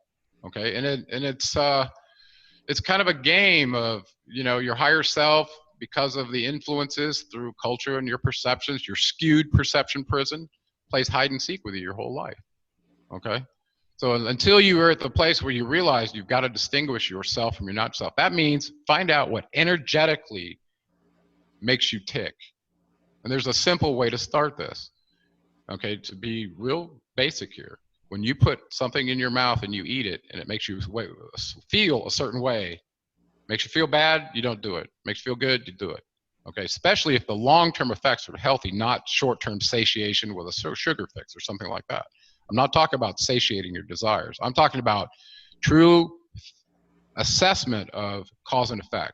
Okay, so if I put something in my body and it makes me feel bad, like alcohol, and I'm blurry in the head and I can't seek wisdom because I'm always in a stupor, well, that stands between me and my higher self, my higher aspect of myself that could be sentient and clear-headed and put pieces together. Okay, so what I'm telling you is, if you just pay attention to how something makes you feel, not in the short term like a satiated desire like good food or good sex or something, or good smoke, that's not what I'm talking about.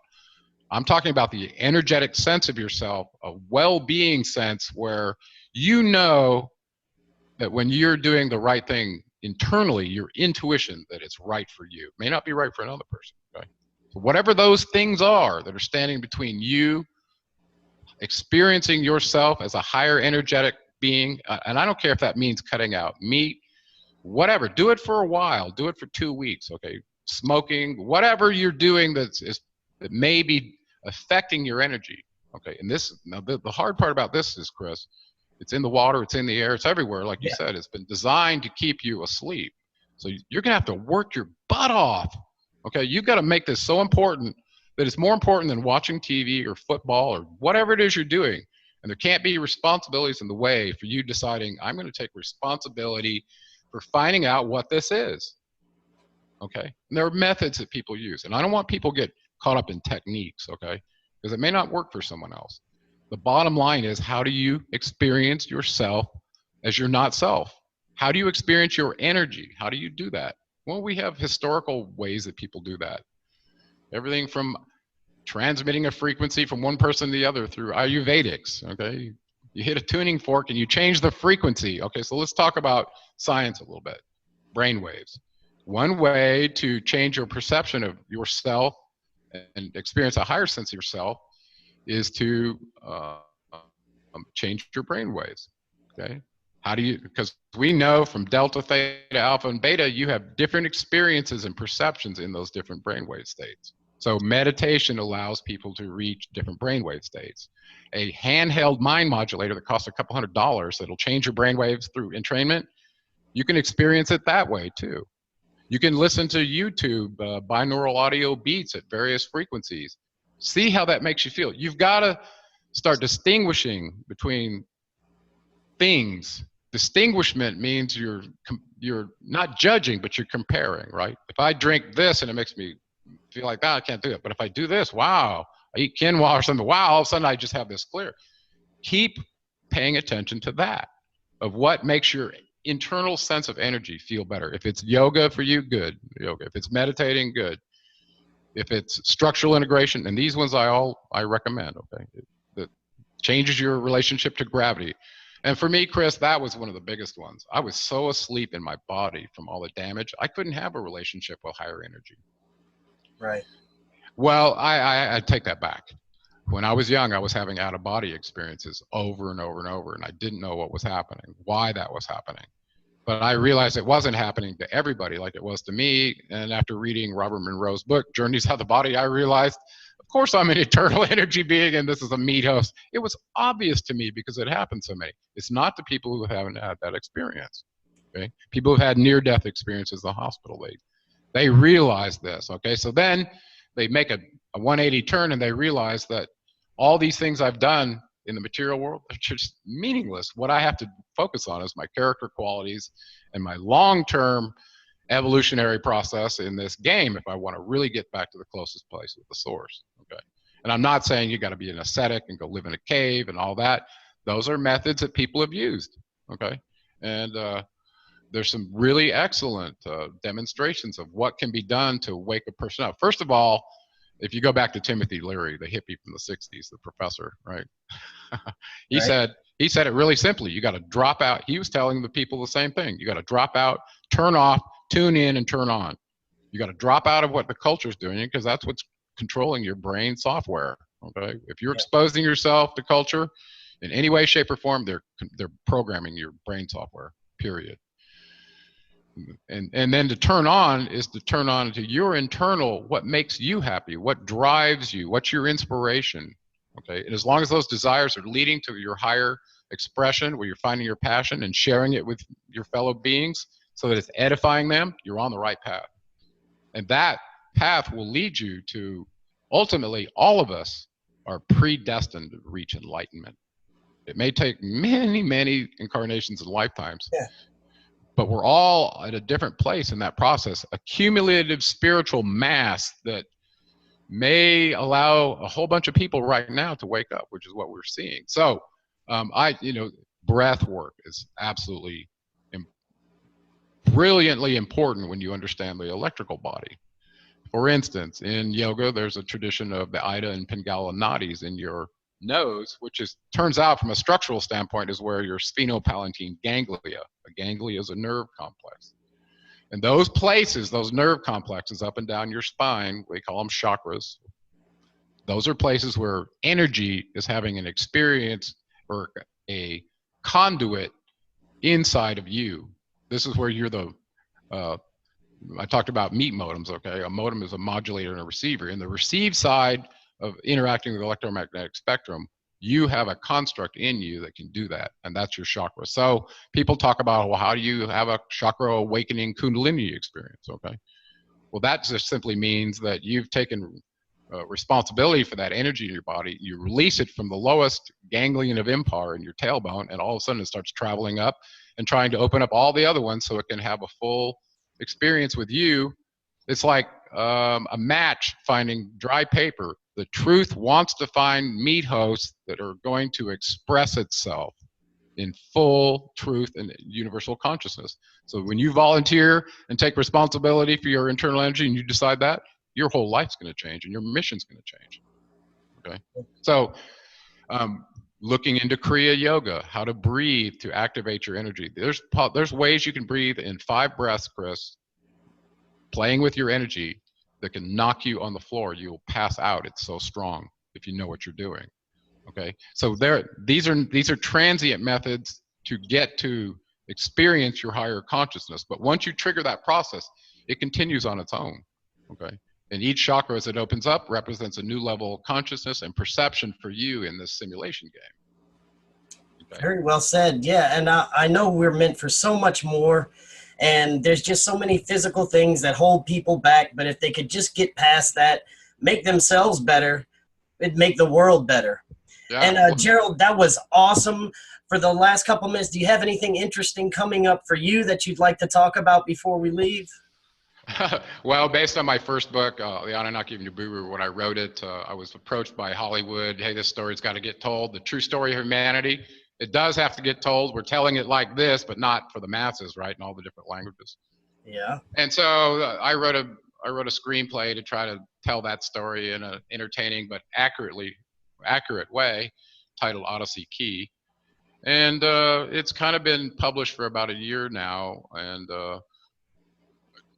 through that process of realizing, hey, you could spend hundreds of millions of dollars raising the team that's required to tell a story like this in a movie that's controlled by the Demiurgus forces, that ain't gonna happen, right? So I was at a bit of a quandary. So I started animating and learning to try to tell the story myself, even though, I'm a total hack and I just started about a year ago.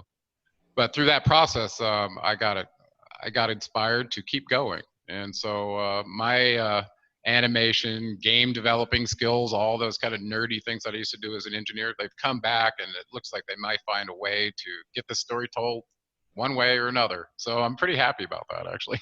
No, and I've seen your animation. It's really awesome. I mean, I know you say you just started, but that's really good for just starting, Yeah, well, it's a hard gig, but if you watch what's happening with digital avatars and things, the technology has gotten so good that they can animate one now real time, and you can't even tell it's not a real human. So it's ooh, I bet you Hollywood's kind of nervous about what's going on with that. I'm sorry, I was kind of far away from the mic there, but yeah, so that's on my heart. I just see every day as an opportunity to share the passion and the map that I've had with my fellow beings. I don't want anybody to hear me say that I have the truth, because I'm not saying that. I'm only sharing my experience and the map that got me to where I'm at right now with everyone else. And I think that's the most we can do to add to the human dialogue on the wall, is do that.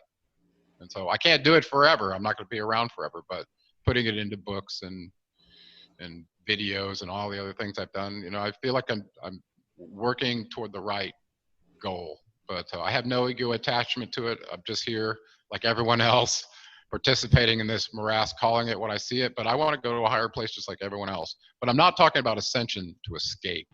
You're here to have a material experience, to evolve yourself, to reach a place where you're enlightened and you can stay or leave to another dimension. But until then, there's no way to graduate other than the only path that was designed for your soul. And that path is the same path you fell from the top of the mountain at universal consciousness down to the material wallowings of this simulator. Until you've turned around and started crawling back up that mountain,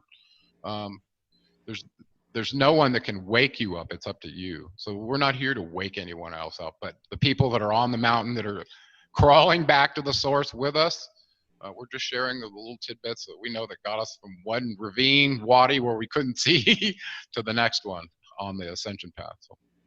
Very good. Very well said. And I'm so glad they let us actually finish tonight. Out of the almost 2 hours we're here, I feel like we just barely scratched the surface of the stuff we could talk about. So we're going to have you back on, definitely. And Okay, Gerald, buddy. Thanks for coming on. That was very awesome. And we'll talk to you later. Okay, brother. You be good and enjoy yourself, and we'll catch up later. Very good. Welcome back to Forbidden Knowledge News. I'm your host, Chris Matthew. Tonight I want to welcome back to the show Gerald Clark. He holds a MSEE in Electronic Circuits and Systems and a BS in Computer Engineering. He is the author of several papers in the communications and electronics field and is well known for his work in the San Diego high technology industry. Awarded several patents in free space optical laser communications field while serving as Vice President of Engineering, LightPoint Communications, Inc. He is also an author and researcher looking into mankind's earliest technologies and accomplishments, including the cultures of Mesopotamia and the surrounding areas, eventually leading to the cuneiform inscribed tablets left by the Sumerians. He shares knowledge of the Anunnaki here on Earth, both in the ancient past and their presence here and now. Gerald, welcome back. How are you doing today? Thanks for having me, Chris. I'm doing really well. Better than I have been a little past. I had a little frog in my throat, so Well, definitely. Hopefully we're past that, but hopefully it's not one of those coronavirus eggs, that's in there going. Yeah, let's hope not. And I've been definitely looking forward to today.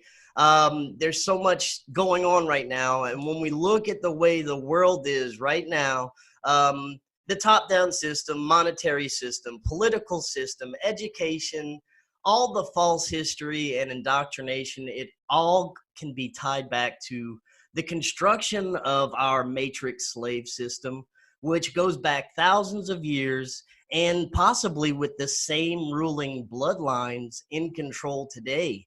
And I think by looking back, we can understand more about this and maybe even break out of this slave system eventually.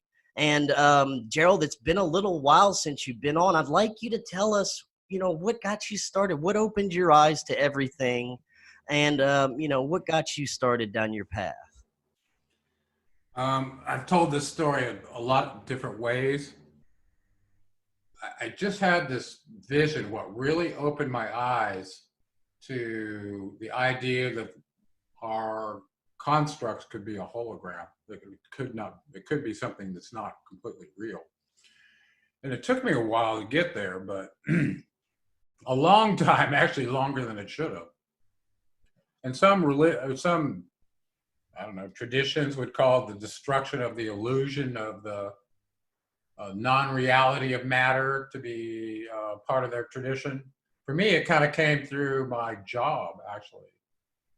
I was doing sensor fusion in artificial intelligence.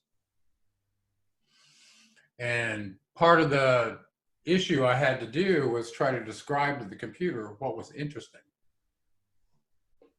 And in that process, I realized that with in sensor fusion, basically, you can model the 5 senses if you want. Let's just do the human senses. Okay, we're trying to fuse those into a picture of what's going on outside, and then going, okay, does that have the potential to influence me in some way for good or bad? If it's for good, it's interesting to me. If it's bad, it's fight or flight. I got to do something like that. Real primitive. I mean, how would you tell a computer what's interesting to you? Think about that. And then I generalized that to myself, and I said, well, what's interesting to me? It's the same thing that I just said. And it turns out the things that were interesting, that were positive, had to do with my spiritual path. And I didn't know that, right? So it was like paying attention to your intuition. Why is that interesting? You ever ask yourself, why is that interesting to me? All the time. Yeah. So through that process, I suddenly realized that, and I knew this as an engineer, how limited our senses were in their ability to perceive spectra from the electromagnetic spectrum. And so I'm like, okay, well, let's just stop for a second. Okay, everything appears to be a vibration, and then how it's stitched together at a molecular level, that's just a function of how strong that vibration is causing matter to form together. So I'm like, okay, so I get that, but the idea that my microphone is not real, that the table's not, these are all vibrations, was kind of hard for me. But then I kind of applied it to myself, said, well, I can only hear this particular range, 0 to 20 kilohertz. My brain waves only go from 0 to maybe 20 hertz, maybe 60 hertz. It depends on what you call the end of the beta range. There goes delta, theta, alpha, beta. Your eyesight is limited to 400 to 700 nanometers, 300 nanometers of the visual spectrum. That's all you can see. So it's like you're this biological entity that's been given a limited set of sensors. They're not even as good as the animals in nature that can see at night, stuff like that. Or it's far, like an eagle, have that kind of acuity to be able to see with that kind of visual acuity. We don't have that. Or the hearing of a dog, So we kind of got left out in a lot of different ways. Well, so you take this entity and you go, okay, well, everything that comes through the sensors in sensor fusion basically turns into a signal that gets aggregated into a picture of what's out there. Well, it's no different for you. It's really true. All your senses basically become a brainwave signal that's interpreted by what's stored in your bidirectional associative memory. Once you start going through the process of training it and going, I got to label everything or I don't know what it is, right? From a baby all the way forward, right? So all of a sudden I realized, okay, I could be living in a hologram. You could be presenting me with limited information. There could be somebody standing right next to me that could exist at a different wavelength, and I couldn't even see them. Okay? And so all of a sudden I'm like, okay, the idea of the Truman Show, the 13th floor, and all the other ideas that we lived in a holographic reality, I got put over the edge by the book, Holographic Universe by Michael Talbot. Have you read that book? Yes, definitely. Yeah. So once I read that book and realized we're living in a hologram, I was like, okay, whoever designed this hologram was pretty freaking smart. Okay. I mean, this is alien intelligence stuff right here. And so putting 2 and 2 together, I started asking myself, when I wrote my first book, The Anunnaki Nibiru, once I realized that it looks like they definitely did the genetic splicing, like they said in the Atrahasis, if they did that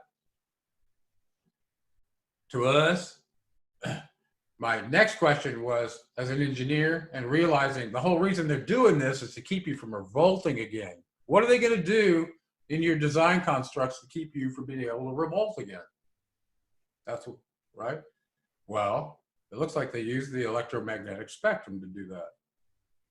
You know, partly with your intelligence, partly with their ability to control you and monitor you like a telemetry device, 24/7. So when I started pondering that, I said, is that possible? Could they have designed this so they could monitor our brain waves that are electrical signal, meaning if you're close enough, you got the sensors, you can read it all the time. Okay.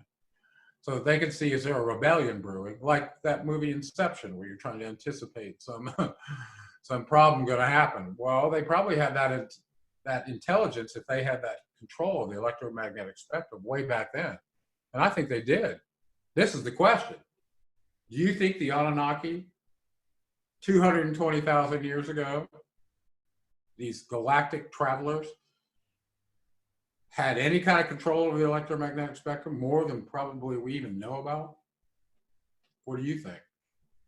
I mean, I would have to imagine that, you know, if you have the capability to travel the stars, to interact with different beings, that you would have more knowledge of how these advanced technologies, energy, the electromagnetic spectrum works, and you would know how to manipulate and use it. Yeah, agreed. And starting from the Atrahasis, where the rituals performed by Enki, where he took the energy out of this one being and put it into this other one, you start going, okay, maybe they had more control over the electromagnetic spectrum than just, you know, broader vision, more acoustic control. Maybe, I don't know, some other attributes of life that we still don't understand. But here they're talking about moving the energy out of a biological being one to the other. I mean, this is advanced energy control. Okay, so let's start from that. So if they made us and they did that, I started pondering, well, you know, could they have used, how could they put a thought in our mind if they wanted to broadcast to all of us at once, for instance? Well, we have entrainment. You can do it with entrainment. You know what that is, right? It's the ability to fool the primitive senses of the ear that use spatial diversity to calculate angle. Cats do this, right? But cats can go like this with their ear, right? They can turn. We can't do that. But because we're spatially diverse receivers at our ears, if I'm here and a sound comes from over there, it's going to hit this ear before it does this one. It creates a small phase lag that's a primitive signal that our brain can detect. It turns that lag distance into an angle so that we know where to look and go, where'd that sound come from? That's how we can do that, just like a cat. This primitive feature of ours allows us to be entrained to sound, okay? Even sound we can't hear. As long as you can get it into the brainwave region, through and it comes into the head, then you're okay. And you can do that by mixing and splitting signals and blah blah blah. Okay. With anyway, and this is what the HARP program was using in the ELF. You know about that, right? The extreme low frequency that maps to the human brainwave. They were able to use spatial diversity in the transmitters, so that the mixing happened at frequencies that you couldn't even hear, and the addition and the subtraction of those frequencies are the susceptibility for you, right? So in the subtraction, if it turned out to be in your brainwave region, delta, theta, alpha, beta, okay, up in there, you know, about a half a hertz to 20 hertz, somewhere in there. I used to say 13, but maybe 20.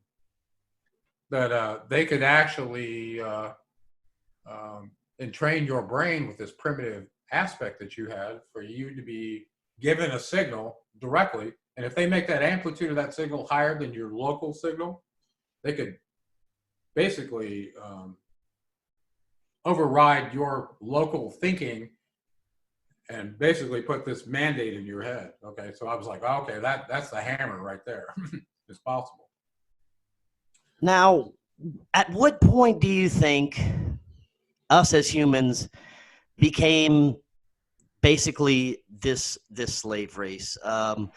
When did this control begin? At some point, were we ever sovereign as humans? And were we just created like in Stitchen's interpretation, just as slaves to mine gold for these beings, or just whatever control aspect they wanted out of us?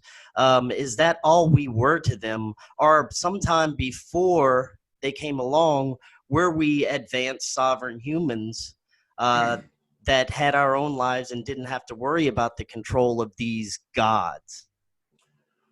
It's kind of a loaded question. As we dig further and get more evidence, Chris, it looks like there's been civilization after civilization toying with the indigenas, the indigenous that were on various planets, maybe even bringing them from that planet to this planet, blah, blah, blah.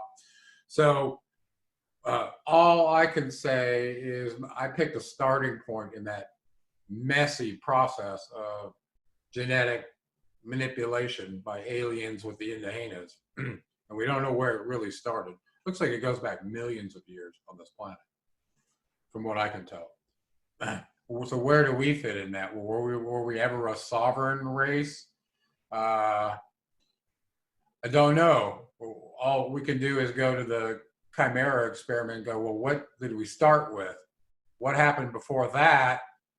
Could have been multiple iterations of genetic experiments. Maybe it went high and then it ended up at Cro-Magnon Neanderthal, as they dumbed them down too much and said, well, now we can't even get them to follow a command. We don't know if that's the case, or if those were, from some other hybrid experiment, right? We truly don't know. So, but starting from there forward, we can kind of put the pieces together. So, and that looks like it happened in accordance with the Genetic Eve and the Genetic Adam study. I think it was sponsored by the Smithsonian. I had this in my first book.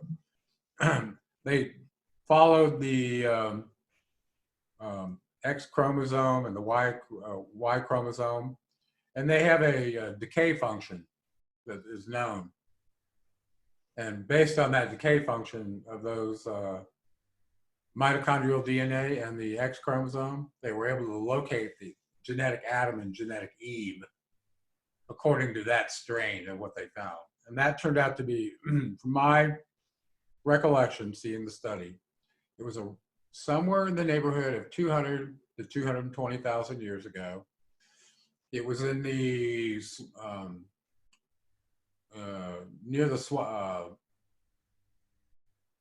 Zambezi River region in South Africa. It wasn't that far from the Rift Valley area where Lewis and Leakey were working, but it wasn't the same area.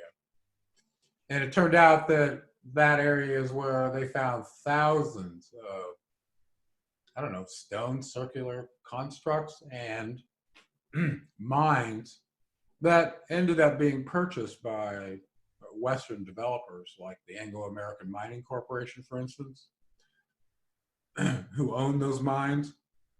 And they used to have some information on their website long ago. It's long been gotten rid of. And I think they actually sold the mines too.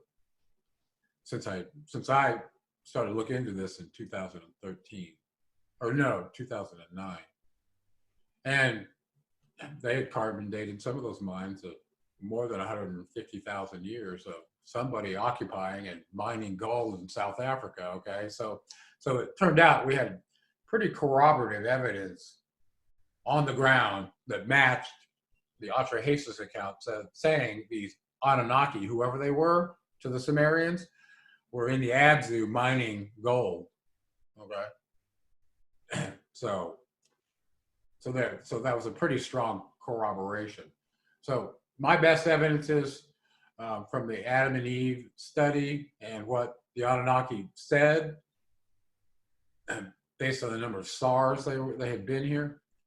SAR being 3,600 years, but probably about I think we were created about 200,000 years ago as a hybrid between some crazy Anunnaki DNA and the DNA of what looks like Neanderthal. So. Now, there are so many different interpretations of who and what the Anunnaki were. You hear theories anywhere from, Stitchins that they're advanced humanoids that genetically modified us for a slave race, to their spiritual or demonic beings, to reptilians. There's so much misinformation, disinformation. Let's break down who these Anunnaki are. Are they extraterrestrial humanoids that came here because they needed help mining gold, or are they something else? To you, what are the Anunnaki and who are they? I would point everybody to this crazy document I covered called the Threat Briefing Analysis. It goes into the history of how the Anunnaki came to be on what we call the Buru. Okay, they had a long history before that, going all the way back to the Lyran Wars and how they ended up eventually being part of the Alpha Draconis alliance. Okay, so they're galactic colonizers, like many aliens are. Some of them do it with coalitions of other partners, and some of them do it alone as sovereign nations or planets or whatever. So the Anunnaki, from what I can tell, are no different than many of the other advanced alien races that basically are in the space colonization business. This planet over here has got resources we want, and we'll stake it out and do whatever we need to do until we get what we need of it, and there's competition. Okay, I mean, this is what I think is the reality. And sometimes there are wars, and there are councils that are trying to control different regions and all that kind of like the movie Star Wars in a way. Okay, so according to the KGB report, you can find this on YouTube, by the way, a list of what they believe are the alien races that have visited this planet with their pictures and descriptions and stuff. I think there's about 80 of them that they have. No, I think it's more than that. And then the U.S. in this threat briefing report, they said there's been over 50 races that have come here. Some interact with humanity, some of them don't. So the Anunnaki are just one of those. The Anunnaki, though, seem there are more advanced species like, except for this warring stuff. For instance, if they came to this planet and there was no life here and they had to do everything themselves, they were probably capable of bringing in tools over a long period of time and getting what they wanted, depending what their constraints were for their mission, right? From what we have been told, and this goes back to the prehistory of Nibiru, it's about 450,000 years ago, they had to respawn volcanoes or do something to protect their atmosphere. So they had a continuous problem every time they came close to the sun in their retrograde orbit, that they had to bolster their atmosphere, according to them. This was back way when Olalu was king, okay? Right, the usurper king. And then much, much later, Anu wrestled him in a competition and became king. And Olalu was exiled, and where did he go? He took a craft and he came to planet Earth to see what he could find to negotiate his way back in as a precious resource. Turned out to be gold. So he was the one that brokered the gold deal with the Anunnaki to bring them here in the first place, according to the records, okay? So anyway, so they're galactic colonizers. They go for resources. And it's not just our planet, okay? There whole regions of the galaxy of an Alpha Draconis are probably under, their mining, resource, organ trading, God knows what their, creating an elixir of life, like on the Jupiter ascending, that's so valuable, you know. So it's business. Now, do you think that they still have a presence here today? When you look at the ones in control, the level of, I guess you could say, psychotic behavior, the level of non-human behavior that we see from these people in control, the control tactics, the lack of empathy, the lack of feeling. You think that these people have to be aliens? They have to be something other than humans Yeah. to implement the control system that we're under right now, and everything that falls along with it: wars, death, killing, false flags, brainwashing, mind control, all these terrible, awful things that we're subjected to as humans. I have to think that these people can't be human. Are they the ones that are still in control today? Um, you know, you bring up a very good point. We were talking just the other day how unbelievably sophisticated it turns out to be. We call him a dark entity right now. Whoever is, playing puppeteer with the world and making all these things happen for us, must be extremely sophisticated because no human could come up with this level of machinations and craziness in the simulator. I don't think, personally.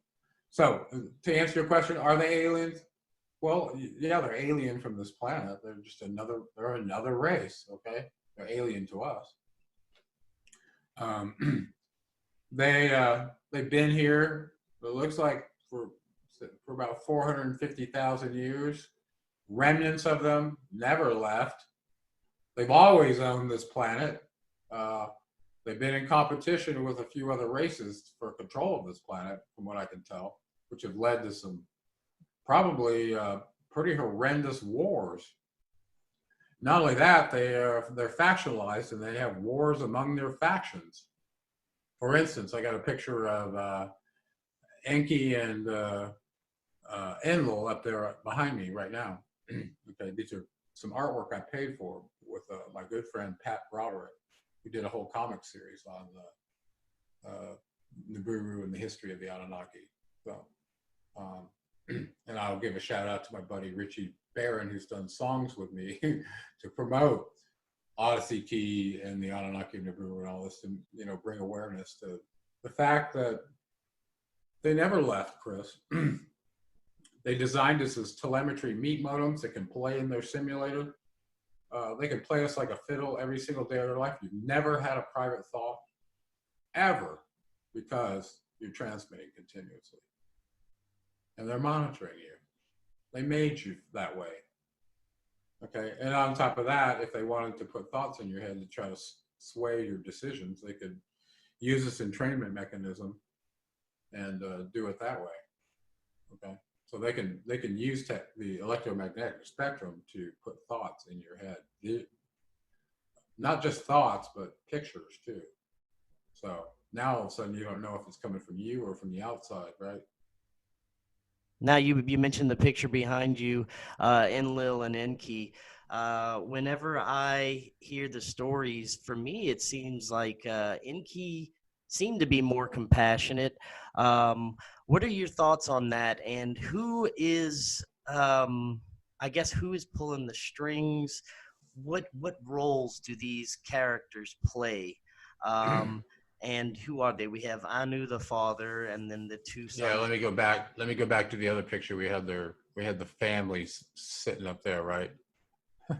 Yeah, let's go through the Yeah, family. let's go. Yeah, you want to go through the family? Okay. Yeah, actually, I probably could pull out the genealogy table one of these days and go through the whole mess of them. So right in the middle, you can see Anu sitting there. Let me get my head out of the way. Okay.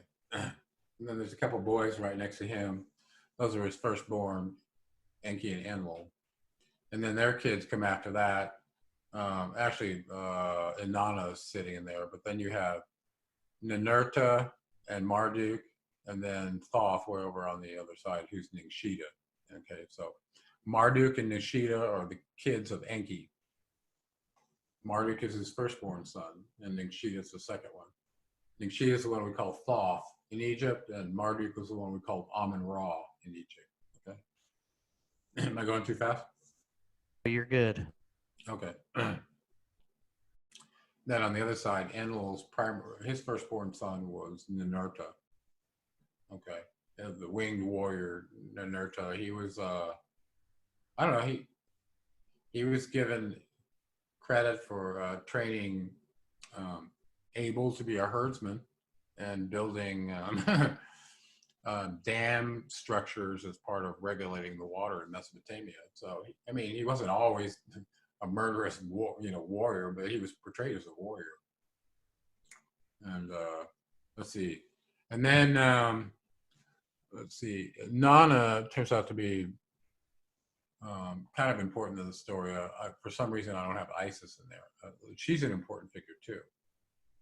She is the figure that shows up in the Atrahasis, in the creation account of mankind, where she worked with Enki and was ordered by the council to do the experiment to see if they could come up with a replacement worker for the Gigi miners in South Africa. And her name was Ninmah or Belit Ili. So in my screenplay, I played on the word Belit Ili that they use in here, and I gave my character the name Belota because of that. Now, when you look at the different family members, like I said, it seemed like Enki was more compassionate. Are there different factions or split ups amongst this family? Some that care more about humanity, maybe have a better agenda compared to the other ones, in your opinion? Well, given the fact that Enki created us with his genetic material, with his half-sister Ninmah, they seem to have been more benevolent to us always compared to his half-brother or his brother Enlil, half-brother Enlil. Okay, so and that seemed to have carried through in some of the factional lines, their progeny, their offspring, perpetuated that probably to placate the, the patriarch or the matriarch in the whole chain of things, but not always. Not always. For instance, in the story of the Gigi rebelling, one of the kids of Enlil actually stood up for the miners, and his name turned out to be Allah. Okay, and the Allah that we know of, had a massive following. He was the moon god, Enlil's son, and that one was named Nanar. Okay, well, it turns out that Nanar and his father had issues, and I think it stemmed back to the fact that Nanar was somebody who stood up for the rights of beings, and their rights, and his father didn't really care about that. So anyway, so people have heard me say, let's just do this. Nanar is the god Allah. He's still the moon god, okay? And he had a massive following back then and still does today. You can see that. Was there more than 1.2 billion Muslims? Is that right? Something like that? Sounds right. A lot. Yeah. And of course, Enlil, for those who don't know, was the God of the Old Testament. That was Yahweh. Okay, I think he's still around, and he is in some sort of weird, dark alliance with Enki's firstborn son, who Enki has, alluded to him as the rotten seed of his or fruit of his seed, in occasion. So there's problems between kids and the parents too. They're not just all like pure and everybody. Okay, they're this bloodline, so they're all the same as the father. Not quite. Okay, it's complicated. And they seem to have personalities that range from the same as we see in humans on this planet. They go from damn near serial killers to pretty saintly, okay? So you can't go, okay, well, everyone's an individual and they have free choice. And that goes for the Anunnaki too. Now, I have an interesting question about the whole spiritual, I guess, occult aspect to this. Do these gods have gods? You hear words like archons, and it makes you think of demons, spiritual beings. You hear in cases, rituals of these beings giving extra power, sacrifices. And you see this kind of tied in with elite practices today, the pedophilia, the satanic rituals, all these occult practices that are especially integrated into our media, TV, movies. Seems like it's a form of indoctrination, preparing us for something. Do these gods have gods? Is there some sort of greater spiritual power that they are utilizing and worshiping? Okay, I'm going to separate do these gods have gods from the characteristics we're seeing with Pizzagate. Okay, I think those are two different things. I wrote my second book, The Seventh Planet Mercury Rising, to answer that question. If the Anunnaki created humans, okay, and put them in this simulator where they're enslaved, serving them, doing all their bidding, I mean, and we are, including still getting their gold. I lost track of what the second part of that what I was going to say. Do the gods have gods? And So yeah, so I was like, okay, so I wrote my second book to answer that question. Who is God to them? Who's God to them? And it took me a while to put that together. I didn't even know where to start, to be honest with you. And it kind of fell out, and I finally figured it out. But yeah, they do view, they do not view themselves as gods. Actually, they view themselves as, I don't know, an advanced race, and gods relative to us for sure, but not the creator of all, with the kind of powers that come with that co-creative capability. But they do have some pretty advanced abilities relative to the electromagnetic spectrum that we really don't fully understand how far it goes. I mean, if they've got a 450,000 year minimum head start on us, imagine how far along they could be. Definitely. Now, that being said, let's address the other side that I was talking about, the satanic aspect, the ritualistic. What is that? Where does that fall in? Oh, this is where you kind of get on touchy ground. And the last two videos where I pointed this out got, demonetized like that. Yeah. Oh, welcome to my world.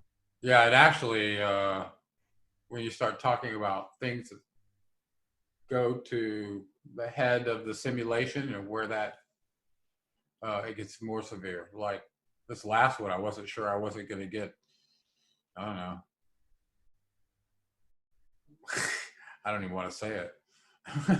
Anyway, yeah, the more severe one for the $45,000 fine, that one, from the new FCC controls on YouTube. Oh, what's that? Oh, there's this new level of, you're putting your videos on YouTube now is a liability. Like if the FCC says that you have done something to violate this new Child Protection Act. Right. Each video could be fined $45,000. So Oh, all of a sudden, yeah. Well, yeah, that's why they have you declare your videos, not safe for children, which I have marked all my videos. Definitely that 100%. I thought about that. So imagine you're doing like an animation or something for a client. They're trying to sell something and a kid likes it. And you go, oh, well, it wasn't for kids, but you made a cartoon. And so, you influenced them, that kind of stuff. Right. Well, let's discuss what we can about it. I mean, okay. What is this control aspect? Well, we got to go back. you got to go back, all the way back when this crap started. Okay. And you can trace it back in history. And I'm talking specifically about child sacrificing, the most severe, shocking part of it. Yes, it's discussed in the Bible between Yahweh and his disdain for Moloch, who was accused of taking the Israelite children and sacrificing.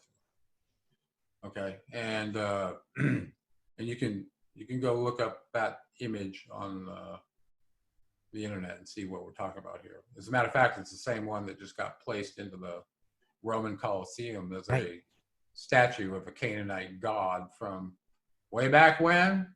Okay, that one. Okay, so I won't say that M word again, but that's what we're talking about here. Well, if you go back into history, there were two beings that were talked about in the Bible that were involved with sacrifice. One was Yahweh. I mean, he asked Abram to bring his son to be sacrificed, right? And suddenly a ram appeared tangled up in the brush, and God told him to use that one instead of his kid. But he had told his kid he was going to sacrifice his kid, okay? So it wasn't just the opposition that was doing it. Yahweh was doing it too, okay? So I want to make that clear. Okay, but his opposition all through that period happened because Enki's firstborn son, Marduk, entered the Mesopotamian region that was assigned to Enlil, but not to Enki. Enki got to keep Eridu, okay? But that region was assigned to Enlil. And so the fact that Enki's son, Marduk, had moved into the region and set up Babylon and was challenging Enlil in various regions, both at Ur, Nippur, and later up in Jerusalem. Marduk aimed to not only antagonize Enlil, but go to war with him and rout him. And he believed that his father and his bloodline were the rightful lords of the earth. And so Marduk was called Marduk the Avenger, okay, way back then. But he was a problem for Enlil, big time. And he was a powerful dude and really smart, okay, according to the records. So, eventually, Marduk won and took over the council while he was at Babylon. And I'm sure you know about all this, okay? But so that was a real issue. But Marduk in Babylon required child sacrifice. You want to show me you're loyal to me, then offer me your firstborn kid. And why was he doing that? This is my research opinion, okay, from what I came across is Marduk wasn't operating alone.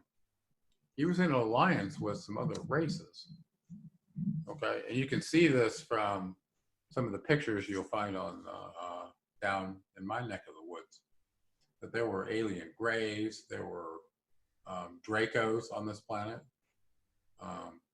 And apparently some of these beings from other dimensions, lower dimensional beings that made their way into this dimension, required certain chemicals for the preservation of their ability to stay here.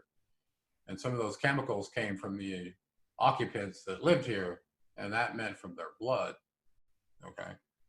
And so it turns out that apparently we're talking about the Anunnaki who are in alliance with Alpha Draconis, okay, in that galactical region, like we started the show by saying. So now all of a sudden, so the idea that Dracos might be here working with them, I wouldn't have really guessed that was the case, but you go back and look at some of the evidence, the Dracos were working with certain factions of the Anunnaki. and so were the alien grays. Okay, and probably many others, but we have evidence of those ones. So, and from what I understand from the threat briefing report, is the alien Dracos require the consumption of adrenaline in order to stay in this dimensional reality and occupy a body. So they can occupy a human body, but they have to have adrenaline to maintain that. Otherwise, they have to be in their other, Draco body. So These lower dimensional beings you were speaking of, these would be the same things we would consider archons or even demons, correct? well, I would say maybe something more parasitic energy from a lower dimension. Archon is actually a term that refers to a archonic leader. It's like it's like almost saying like a god. Okay, so for instance, Thoth Ningshita, Enki's second-born son, was the 10th archon of the age of Capricorn. Okay, that means he was a high ruler. It doesn't. So somehow this term archon has become, I don't know. I don't even like to Become use it. perverted like a lot of other things. Yeah, I don't even like to use it because it never really gets defined in context that it somehow distinguishes if it's a different race or something. No, it was a functional title role. So anyway, but these lower dimensional beings were mentioned in the Emerald Tablets by Thoth, that when Atlantis had mixed too much DNA with other species, and their nobleness became debased, and they started seeking greed and power because of their living in their ego, not in their Christ consciousness that they were supposedly designed to live in through their, interface to the electromagnetic spectrum. Assuming they have that, they left that in us, right? So don't let me get lost. But they opened the portal according to the records and let in these lower dimensional beings in order to facilitate giving them more power. Well, it turned out they were like considered body snatchers, and they would come into the dimension, and in order to get what they wanted, they would go after anybody in a position of authority and try to take over their body. This is the movie they live, okay? This is real. So I think that happened already. They returned just like Thoth said they were going to. So this lower dimensional serpent race is in collusion with the Dark Brotherhood. And this, in my opinion, is Marduk and Enlil.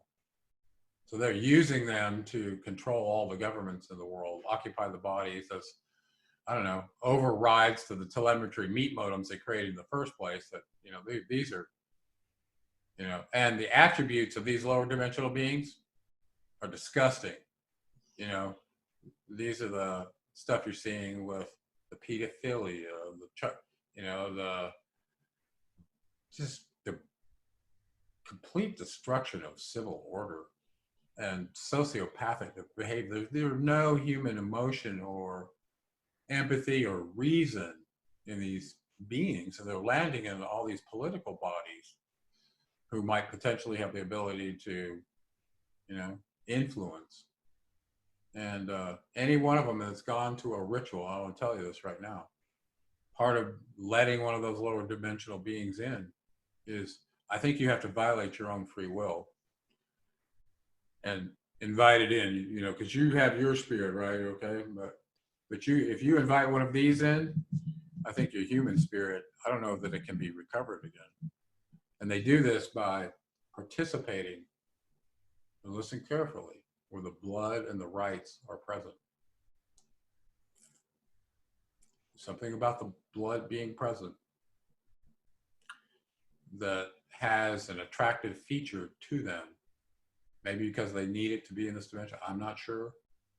But this is what Thoth said. So anybody that's participating in something, even if it's a mock ritual at Bohemian Grove with Moloch, okay, where they're simulating a child sacrifice and blah, blah, blah, and you say certain things, these lower dimensional beings can take over your body. And now Marduk and Enlil and their New World Order scheme to be the prison planet leaders that, I don't know if they're going to share control, but used to be only one of them had it, but maybe they'll knock the other one off once they get it. But it's like that, okay?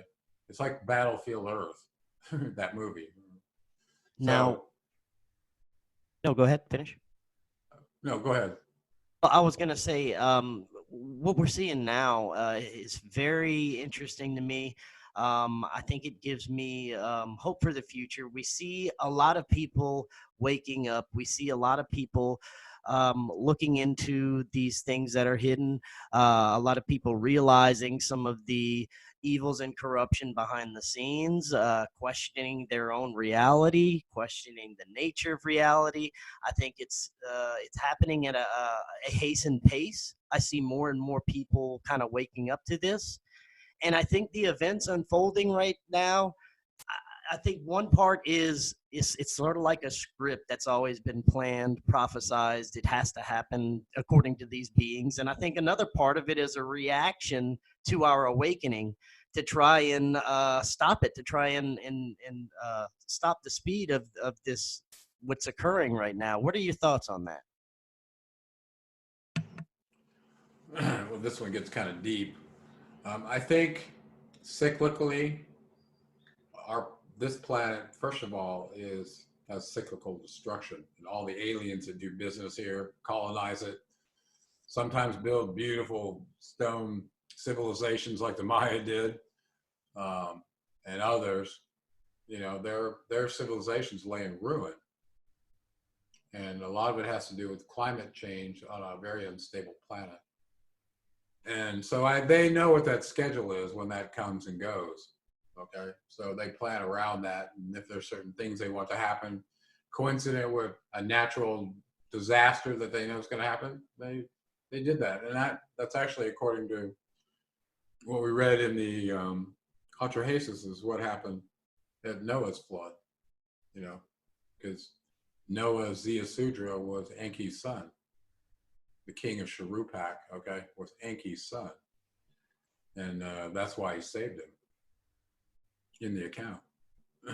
But these cyclical disasters are part of the reasons why the aliens don't really make this planet a permanent place where you're going to see them, okay, because their civilizations are underground where they're going to survive, you know, a passage with a solar micronova or some other thing. but we don't. But those that are part of this slave reality that are that are third dimensional beings like us, we live on the surface, right? Because we're part of the evolution of the consciousness of this planet. So, with that said, it's my opinion that every 12,000 years, the sun goes through a micronova. Basically purges the entire surface of the planet. And during that period, if there are beings that are still alive, they're instantly jettisoned into a new dimension of their natural ascension process in the evolution of consciousness. Okay. And I believe that is a normal process for us avatars. So if you're at the place where that happens, and it usually seems to happen when our solar system goes through the galactic equator, right? That's when it gets all the fuel that causes the sun to micronova. I think we're approaching that place very closely right now, just so you know. And this has to do with the understanding of what that universal clock is for the sun's dynamo. And it looks like it's almost bang on at 12,000 years, or at micronovas. I mean, I get the feeling deep inside that something big is on the horizon, that we're headed for something that'll change the world forever. And I'm just wondering if this is something that we can see in our lifetime. And it also seems that we have to go through a lot before we can get to it. Possibly another major cataclysm. What are your thoughts on that? Well, that's what I was kind of leading up to, is if we were around to see a solar micronova, we would definitely be participating in the evolution of the consciousness of the entire species at once. Okay. But I think there are things that happen leading up to that people that are on a spiritual path trying to decide where heaven and hell are might find themselves in heaven, you know, in their energetic connection to these frequency changes that are happening because of the progression of our solar system and how it, you know, moves almost sinusoidally through this galactic equator. So we're in a place right now where humans are waking up. Okay, well, this was told to us in the Mayan calendar and also in the Yuga cycles by the Hindus. You know, we know that's happening. So Yeah, these controllers, that you can tell they're terrified with censorship that's happened, like you were just saying, you know, channels being demonetized, deplatforming. I can tell that the panic is on to try and stop this. But you know, from what I can tell, there's no stopping this. And it seems like they're going to throw anything they can to try and slow it down, like, you know, a pandemic, World War III, anything that can possibly cause fear, while at the same time, you know, fulfilling these prophecies. And so these lower dimensional entities can feed off our fear in the process. yeah, I agree with a lot of that, and expounding on that, and we're at some special timing place where suddenly things start getting ramped up, right? You and I were talking about this before the show. Suddenly, as of January 1st, you know, there's crazy triggers going off such that the potential for World War III is happening with the death of Soleimani. Okay, that was an act of war that was flagrant. Okay, right out in the open. And just days prior to that, the nuclear clock had been set to, I think it was a minute and a 10 half. seconds. Oh, is it 10? No, Yeah, I'm so sorry, 100 seconds. Yeah, yeah, it was 100 like seconds before midnight. like a minute and a half or something like that. So the closest it's been in a very long time, with all the problems going on in the world. And let's face it, mankind's never built a weapon that they haven't used. So that's a terrible thing to think about, that was going on. And then all of a sudden, you know, it looks like a pandemic has been unleashed, along with a locust swarm that's taking over Africa and the Middle East right Right, now. I saw that. That's crazy. Did you see they're talking about it could get even 500 times bigger than it is right now? Didn't hear 500 times bigger, but yeah, I saw that it's spreading, and you know, there's panic with the loss of crops and the fallout that that's going to create. It's absolutely, like you said, all this is happening. Seems like an alarm went off at the January 1st, and all of these events just started to unfold rapidly. Do you see an increase in these events, and we're going to continue to see this effect? Well, this reminds you of the biblical plagues of Egypt, right? A lot of these are analogous. Well, in the book, what was it, Adam and Eve? The Chan Thomas? Chan Thomas. Yeah. In the intro in it, he says, you know, he was talking about as in the days of Noah, that we would see the same thing.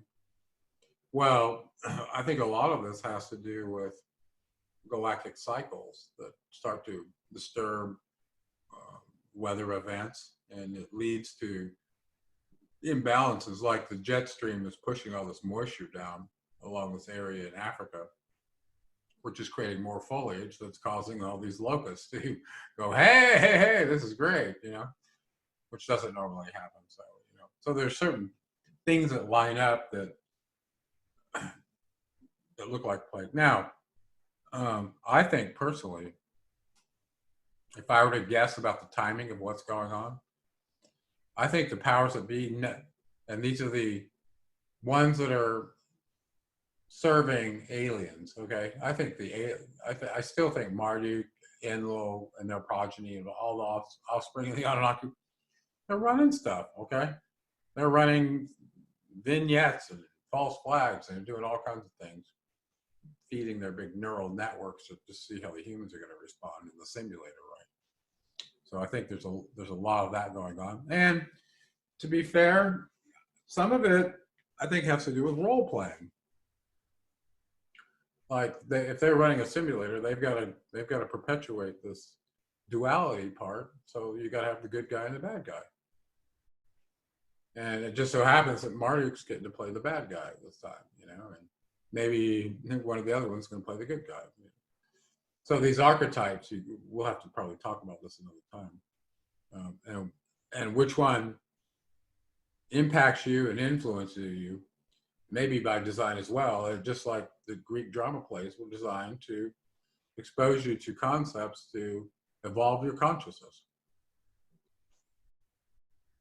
So to what extent are these crazy shenanigans the Anunnaki are doing designed to evolve the slave simulator's consciousness, right? All the slaves in the simulator.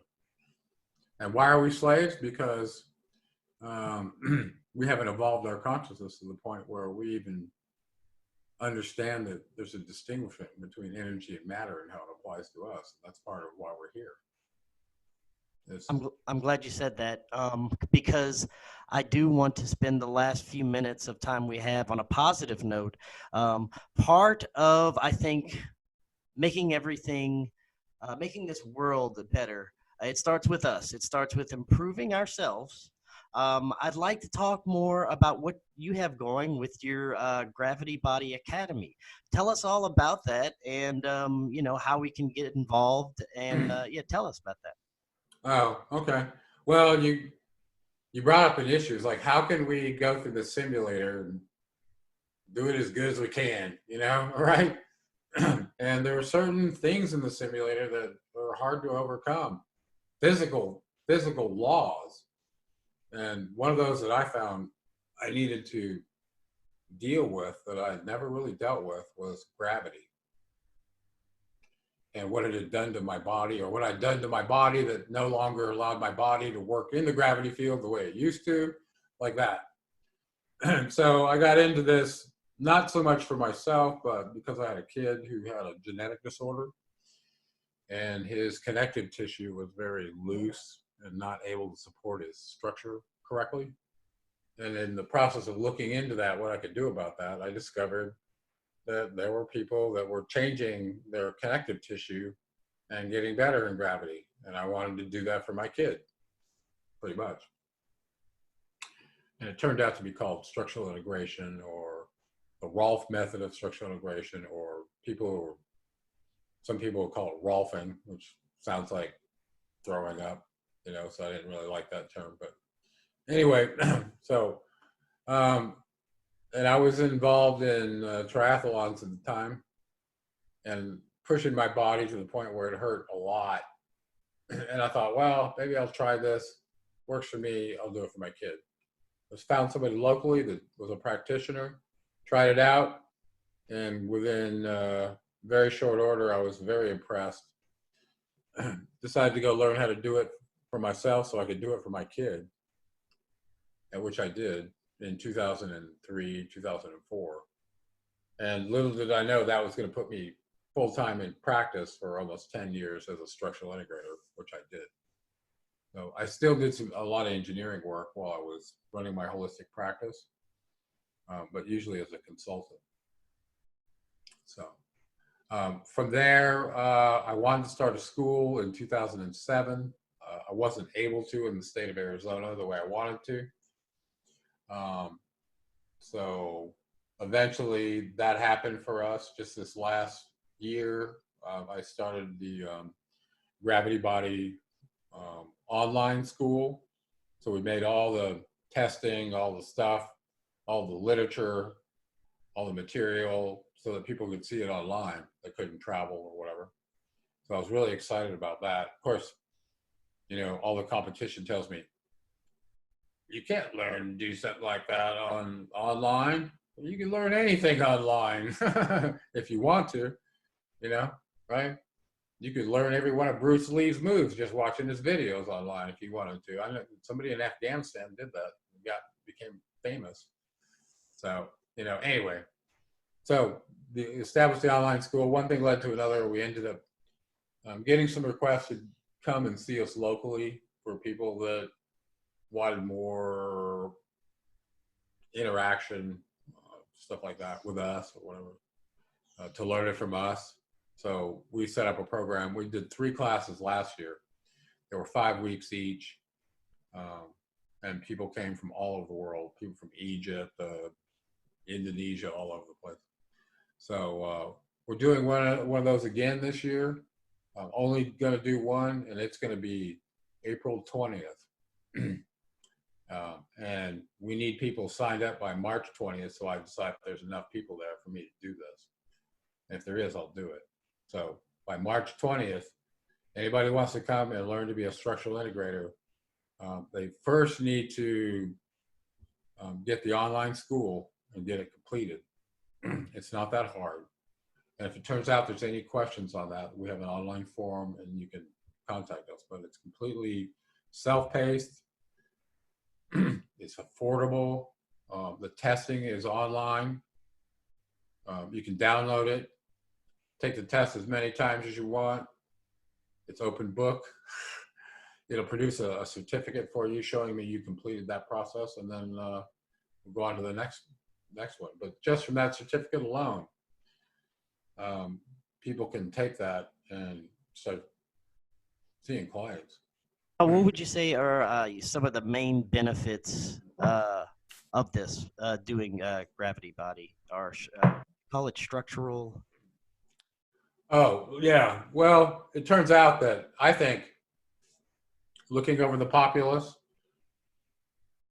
I think the Anunnaki made a design error in forming our bodies in this genetic experiment, taking into account the actual gravity on this planet. Maybe they had some from their planet or whatever, but 95% of humans have back problems.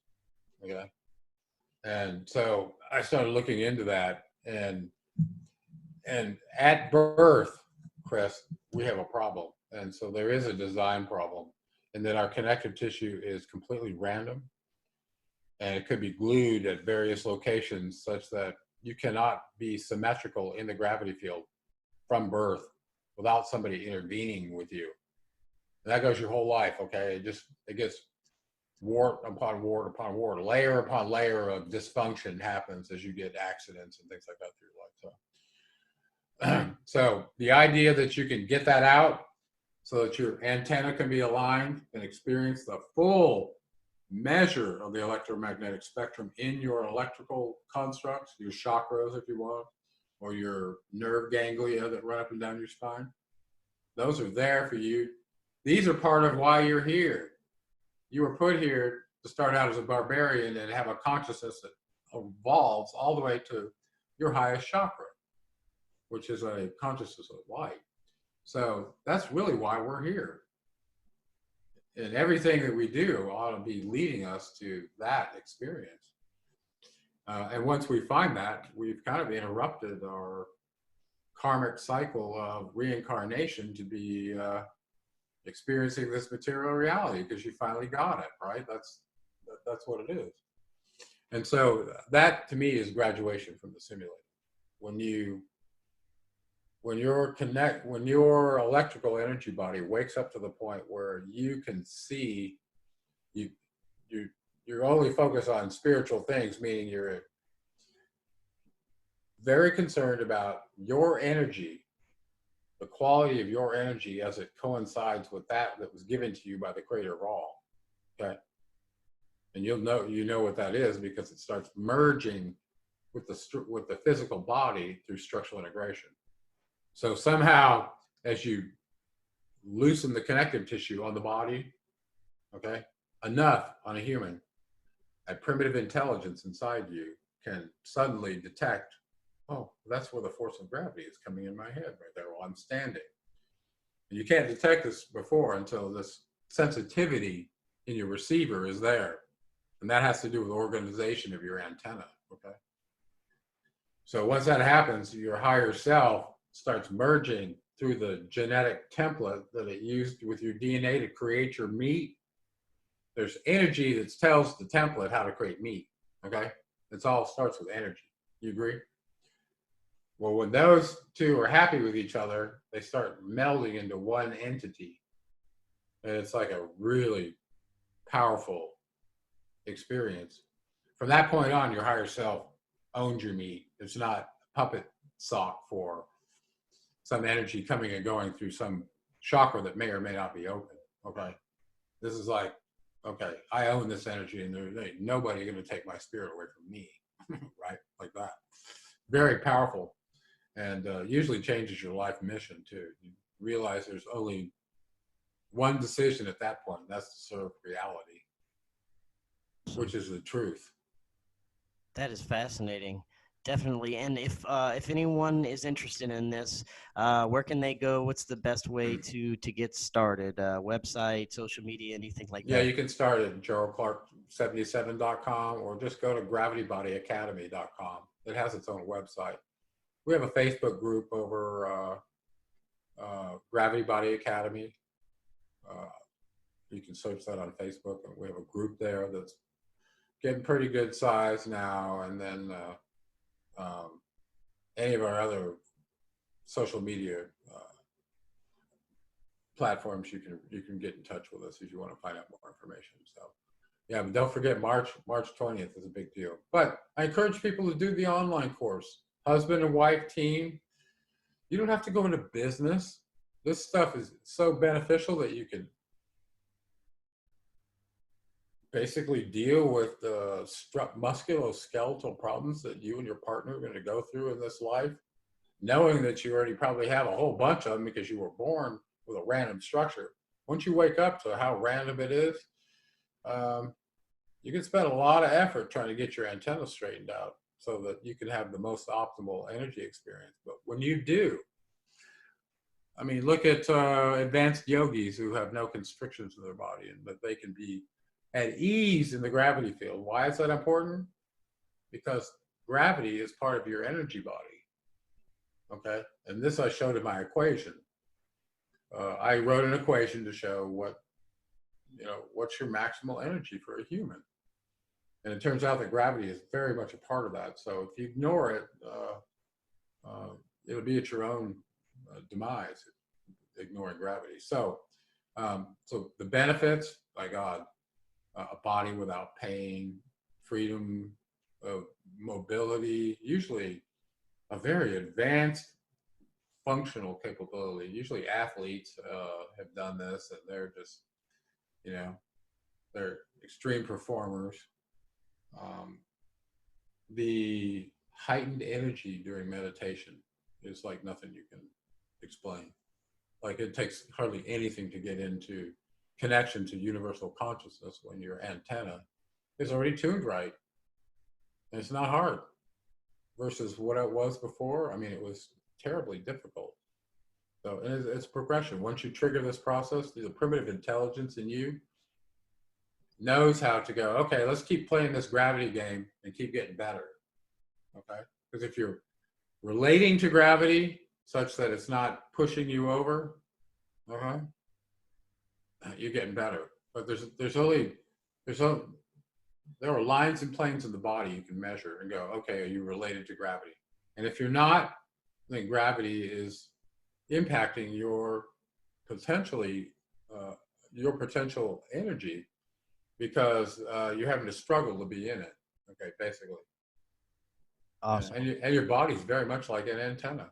And this comes out in the Emerald Tablets in my second book, 7 Planet Mercury Rising. I go through all of this, the constructs of the body and such, and how it relates to these energy fields according to Thoth, and how that all fits together in the holographic reality, which I built a map of and a picture of for people based on the Emerald Tablets. So all the dimensions and blah, blah, blah. So it kind of all starts coming together that we're definitely spiritual beings having a material experience, and that material experience is in a very controlled construct that we like to call the hologram, the matrix, or the prison planet, whatever, the demiurgus system, right? Like that. So, yeah. What do you say? Did we cover enough?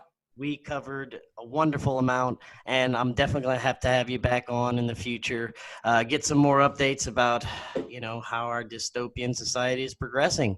And Gerald, thank you so much. That was awesome, fantastic information.